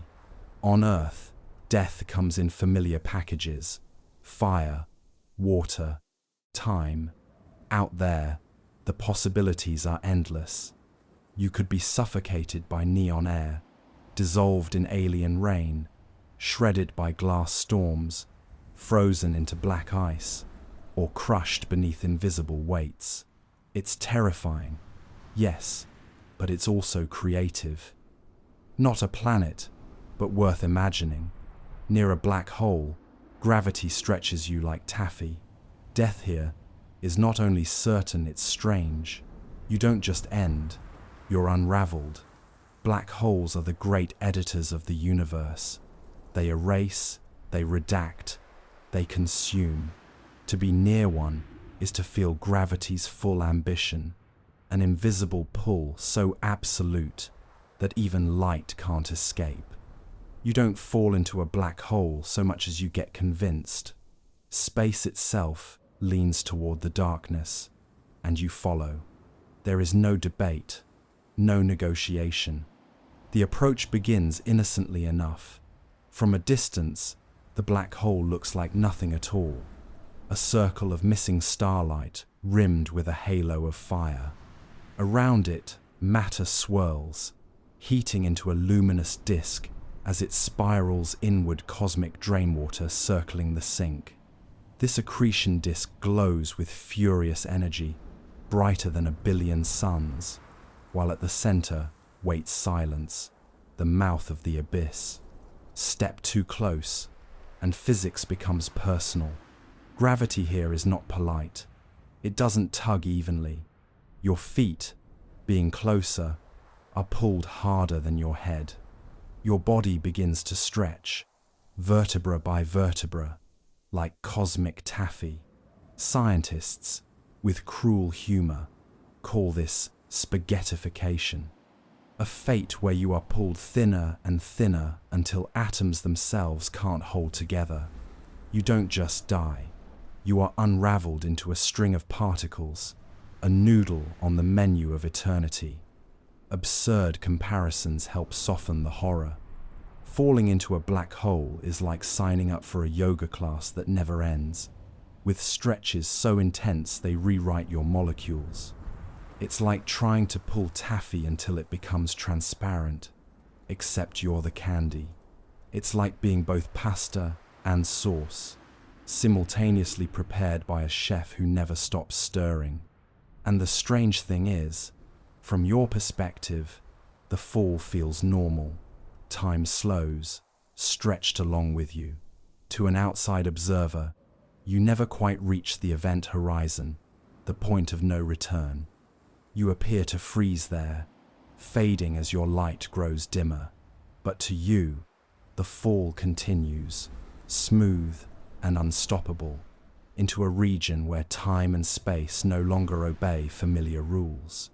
Death here is not only destruction, it is confusion. What happens inside is still mystery. Some theories say you are crushed at a singularity, compressed into infinite density, a fate so absolute that even words break under its weight. Others imagine you might be funneled elsewhere, spat into another universe through a wormhole. To die here may not even be the end. It might just be a very awkward transfer. Meanwhile, the black hole itself doesn't notice. It simply grows, one more particle at a time, one more astronaut, one more ship. It doesn't gloat, doesn't apologize. It is the most impartial killer in the cosmos. Rocks, stars, dreams, everything goes in. Nothing comes out. And yet, it is strangely beautiful. The warped starlight around the event horizon bends into halos and arcs. Space itself curves, until distant galaxies smear like paint. To drift here, just before the stretch, is to witness the universe folded like origami. It is terrifying, but it is also art. Scientists use black holes as laboratories for physics. They measure their spin, their jets, their distortions of time. They use them as cosmic magnifying glasses, bending the light of galaxies behind them. Black holes help us understand the universe, even as they devour it. They are teachers with terrible methods. Everything you learn, you lose. For you, though, none of that matters. The lesson ends at the event horizon. Your body elongates, your atoms spread thin, and eventually you blur into the darkness, indistinguishable from the singularity's appetite. There is no trace left, no fossil, no dust, no echo. Just absence where you once were. If you tried to stand on a white dwarf, gravity would crush you flat instantly. Death here is absolute compression, every atom squeezed into silence. White dwarfs are the corpses of stars. Once they blazed like suns. Now they linger, faint embers cooling slowly, glowing with a soft, ghostly light. They are small, about the size of Earth, but unimaginably heavy. Imagine squeezing the mass of a star into something no bigger than a planet. A teaspoon of white dwarf matter weighs as much as a mountain. Standing on its surface is not just impossible, it's suicidal. From a distance, a white dwarf looks peaceful, a quiet dot, glowing dimly, a candle at the edge of the galaxy's great banquet hall. But come closer, and peace becomes menace. The surface gravity is crushing hundreds of thousands of times stronger than Earth's. Land there, and you are not greeted, you are erased. Bones, muscles, even the stubborn little molecules holding your DNA together are compressed into a flat smear thinner than memory. Absurd comparisons help soften the horror. Dying on a white dwarf is like trying to nap under an avalanche of anvils. It's like agreeing to be hugged by the world's heaviest sumo wrestler, multiplied by 10 billion. It's like slipping under a steamroller, except the steamroller is the size of a planet and made entirely of physics. The science behind it is both elegant and cruel. White dwarfs are supported against collapse, not by fusion, but by something called electron degeneracy pressure, a quantum law that refuses to let atoms occupy the same space. It's the universe's last polite stand, preventing the star from squeezing into something denser. But polite doesn't mean merciful. You, with your fragile body of soft tissue and hollow bones, don't stand a chance against that pressure. If, somehow, you could hover above the surface without touching it, the environment would still try to finish you. The radiation is intense, a slow roasting by ultraviolet light. The gravity field warps space so strongly that one wrong step pulls you in like a marble down a drain. There's no pause button, no way to resist. The dwarf doesn't care if you meant to visit or just wandered too close. Some white dwarfs are even stranger. A few are crystallizing into gigantic diamonds, slowly cooling into cosmic gemstones the size of Earth. To die here is to be crushed on the surface of a star-sized jewel. Romantic, in a macabre way. A diamond forever, they say, but they rarely mention the part where you become the setting. Others are part of binary systems, feeding off a nearby star. In those cases, your death might not even be by crushing, but by explosion. If the dwarf overeats, piling on too much material, it can ignite again in a runaway fusion chain reaction. That's a supernova. In that scenario, you don't just get flattened, you get vaporized in a blast brighter than an entire galaxy. Congratulations, you've upgraded from pancake to fireworks. And yet, there is something almost comforting about their stillness. White dwarfs are long-lived. Some will glow faintly for trillions of years, long after every sun we know has gone out. To die here is to be pressed into permanence, folded into the silence of deep time. No sound, no trace, just an eternal hush under the weight of a dead star. It makes you realize how gentle Earth's gravity really is. Here, it tugs your coffee cup to the floor. There, it flattens you into oblivion before you can spill it. The difference between annoyance and annihilation is just scale.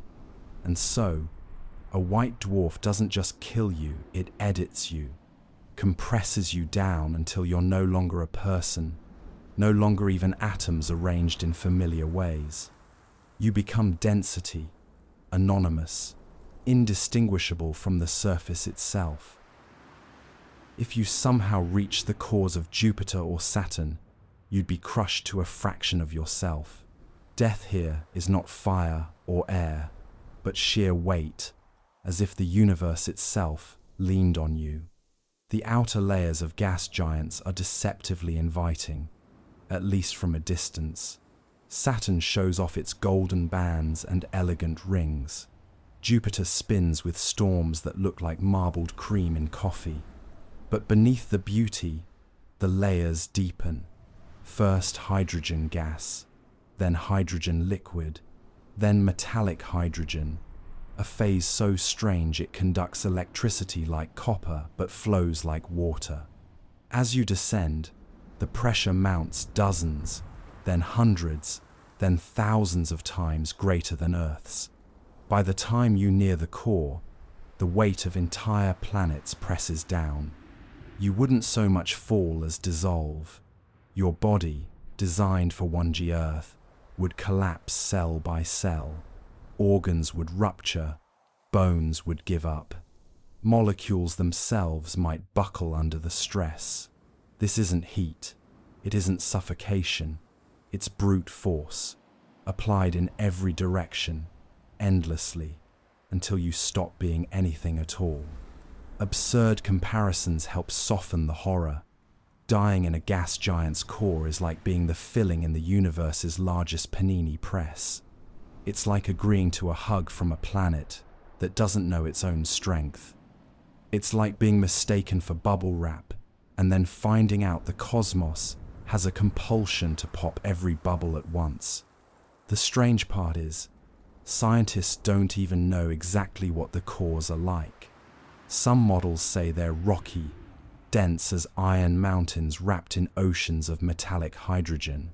Others suggest they're more like slurries, mixtures of heavy elements blurred together by pressure and heat. Either way, they're not stable ground. You won't plant a flag there. You won't stand. You won't even fall in the normal sense. You'll be pressed, squeezed, and absorbed until you're part of the equation. Take Jupiter. Its core pressure may exceed 70 million times the air pressure you're feeling now. That's the same as balancing Mount Everest on every square inch of your body.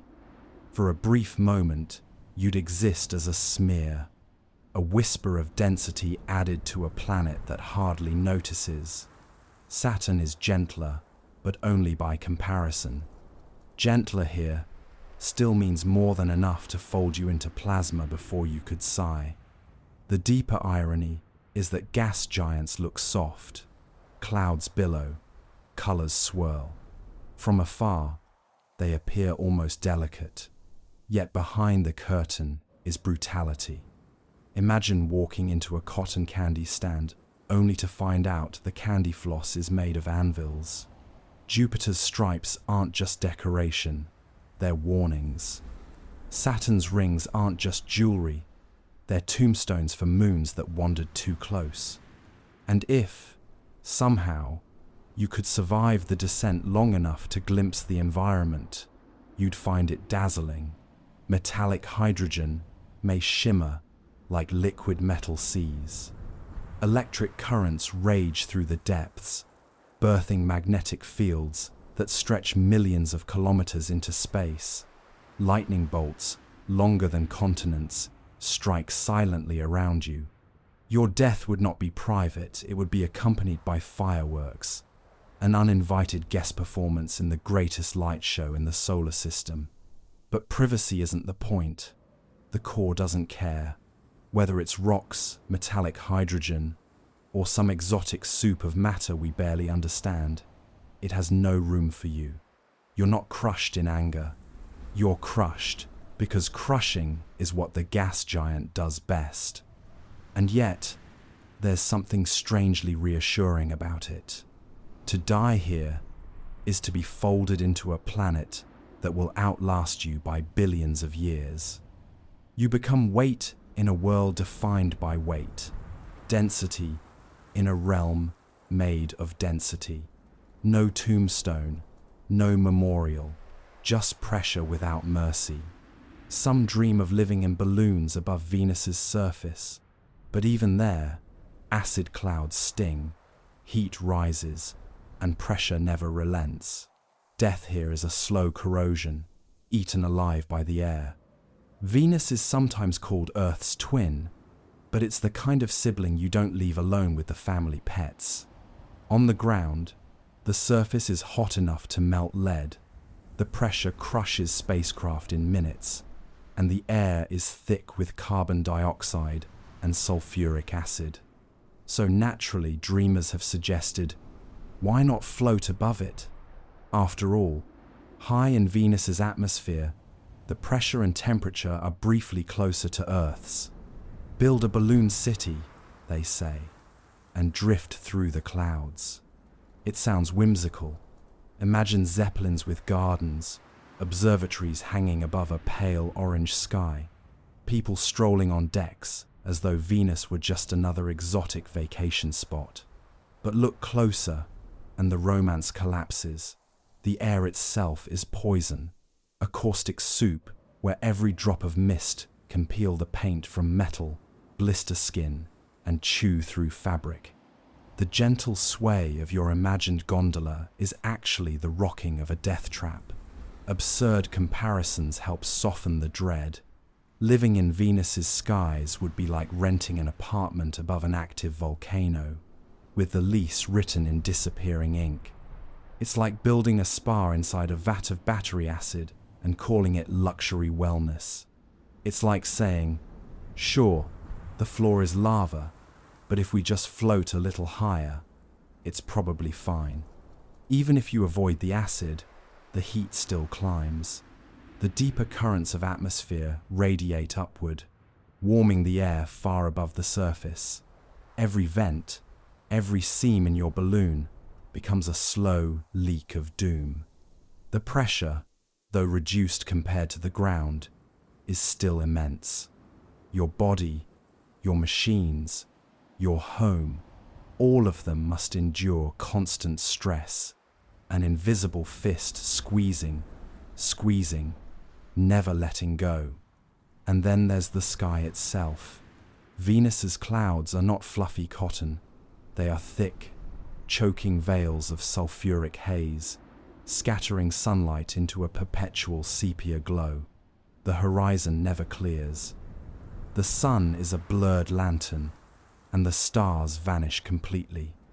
To live here would be to live in endless twilight, where even the air hides the universe. Death by corrosion might take hours, days, maybe weeks, but spiritually, the place gnaws at you from the moment you arrive. Scientists point out the small window where things almost look survivable. At about 50 kilometers above the surface, the temperature is near comfortable, and the pressure is just shy of Earth's sea level. But the phrase, almost survivable, does a lot of heavy lifting. You could float there, yes, but you would need walls, suits, filters, and constant vigilance. Forget one gasket, one bolt, one tiny seam, and the atmosphere rushes in, stripping you apart molecule by molecule. And what a way to go. Corrosion is not dramatic. It doesn't explode or collapse suddenly. It lingers. It spreads. Your balloon deflates not in a bang, but in a sigh. Your machinery turns from gleaming steel to pitted wreckage. Your suit visor fogs, scratches, and finally dissolves, giving you a blurry last look at an orange world that never wanted you. Yet, there is strange beauty here too. Sunlight scattered in sulfuric haze creates brilliant rainbows, iridescent arcs spanning entire horizons. Lightning crackles deep in the clouds, illuminating them from within like paper lanterns lit by restless gods. To float here, even briefly, would be to witness alien splendor just before it kills you. The dream of Venusian sky cities persists because we humans are stubborn romantics. We see hell and think, maybe if we hover, and maybe one day, balloons will indeed drift here, buoyed by gas lighter than the thick Venusian air. But whether those balloons hold tourists, robots, or ghosts is an open question. The truth is, Venus doesn't negotiate. It offers no gentle corner, no safe pocket. Even when you try to float above the worst of it, the sky itself reaches up with acid fingers and pulls you down. Imagine trying to terraform Mars or Venus and failing. Death here isn't alien at all. It's human error. A dome cracks, a suit tears, the air runs out. Fragile dreams ending under alien skies. Terraforming is the ultimate science fiction daydream. Take a barren world and make it bloom. Melt the ice caps of Mars, pump oxygen into the air, and watch green valleys grow under a salmon sky. Or float colossal mirrors around Venus to cool it down, scrub the atmosphere, and one day stroll where no human has ever strolled without a helmet.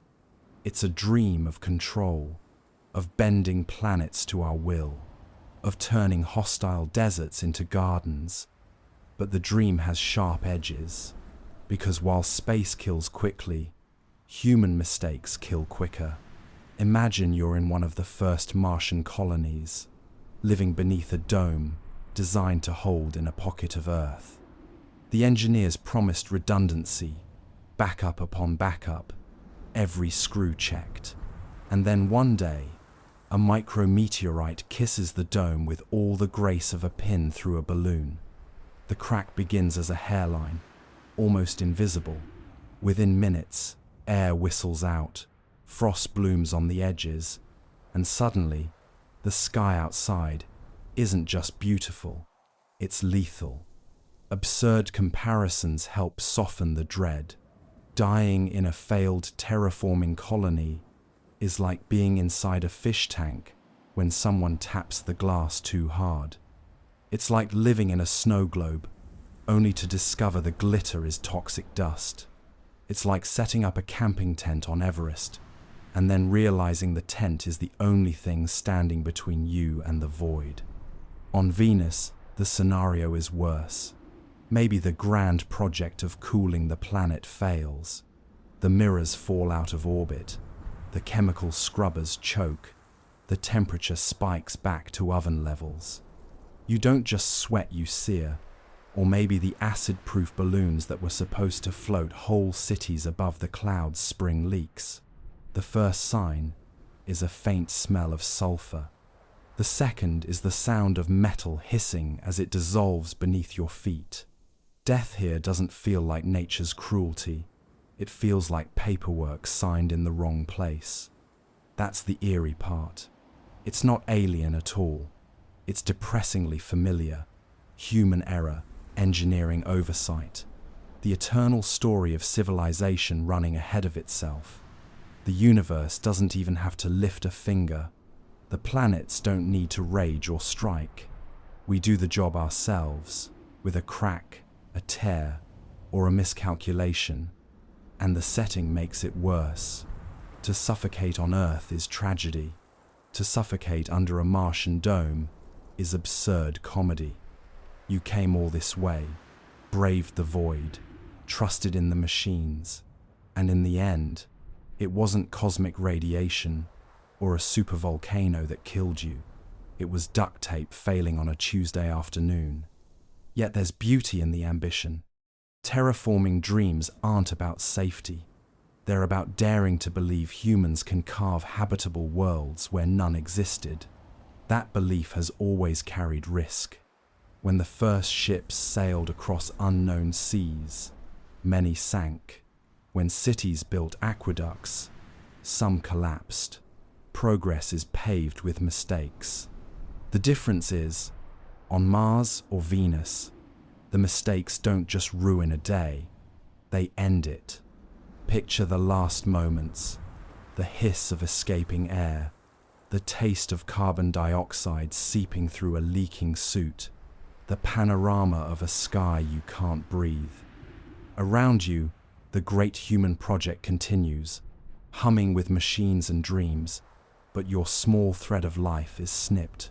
You are not undone by the alien, you are undone by the familiar, by the same fragile errors that have toppled bridges, sunk ships, and crashed computers since the beginning. And that, perhaps, is the most humbling part. For all our ambition, all our rockets and plans, survival on another planet hangs on the same precarious details as survival here. Seals, airlocks, the occasional miscalculated decimal point. The cosmos doesn't need to conspire against us. We do just fine on our own. Finally, step back. Every world, every place, carries its own kind of ending. Some quick, some slow, some violent, some peaceful. But they all share one truth. Planets are not built for us.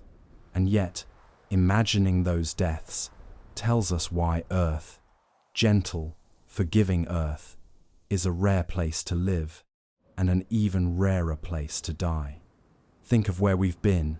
Mercury, where the sun burns you to ash in the morning and freezes you stiff by nightfall. Venus, with its crushing atmosphere and acid kisses. The moon, with silence so absolute your last breath vanishes without echo.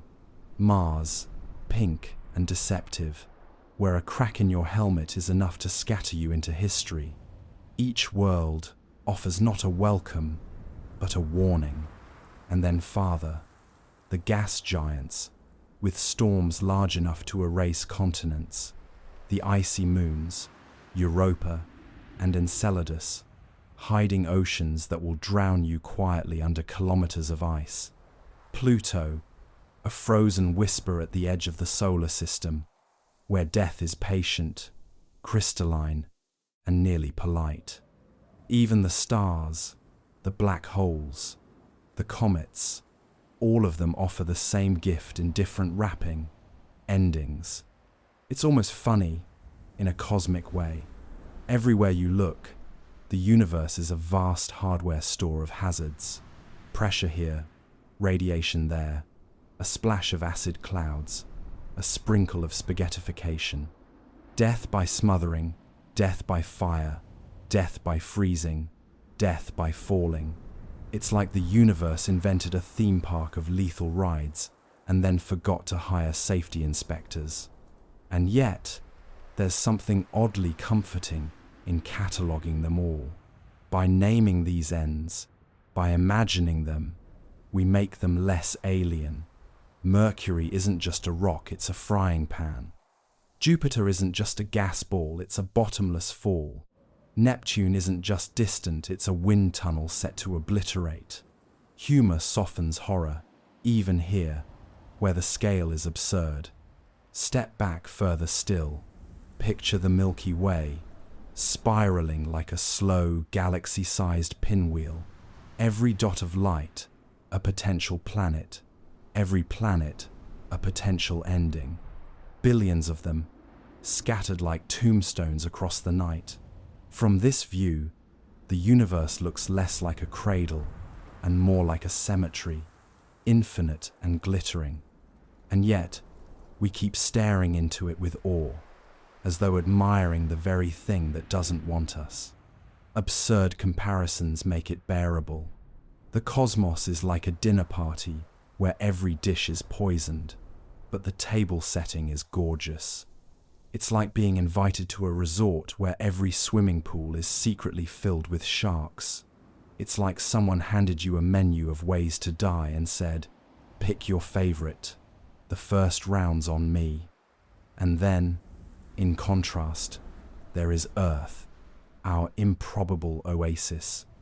Not safe, exactly. Volcanoes still erupt, storms still flatten, earthquakes still rearrange the furniture without asking. But compared to the rest, Earth is downright gentle. Here, air is free, water falls from the sky, and you can step outside without instantly dissolving, collapsing, or igniting. Dying here isn't mandatory the second you leave your house. That alone makes Earth miraculous. It also makes every ordinary day feel like a quiet rebellion against cosmic odds. You sip coffee without worrying about gamma ray bursts. You walk the dog without bracing against acid rain thick enough to melt your shoes. You fall asleep, knowing gravity won't casually fold you into a singularity overnight. The universe doesn't design for life, but somehow, here, life slipped in anyway. And perhaps that's the real perspective. Death is everywhere, yes, but so is life.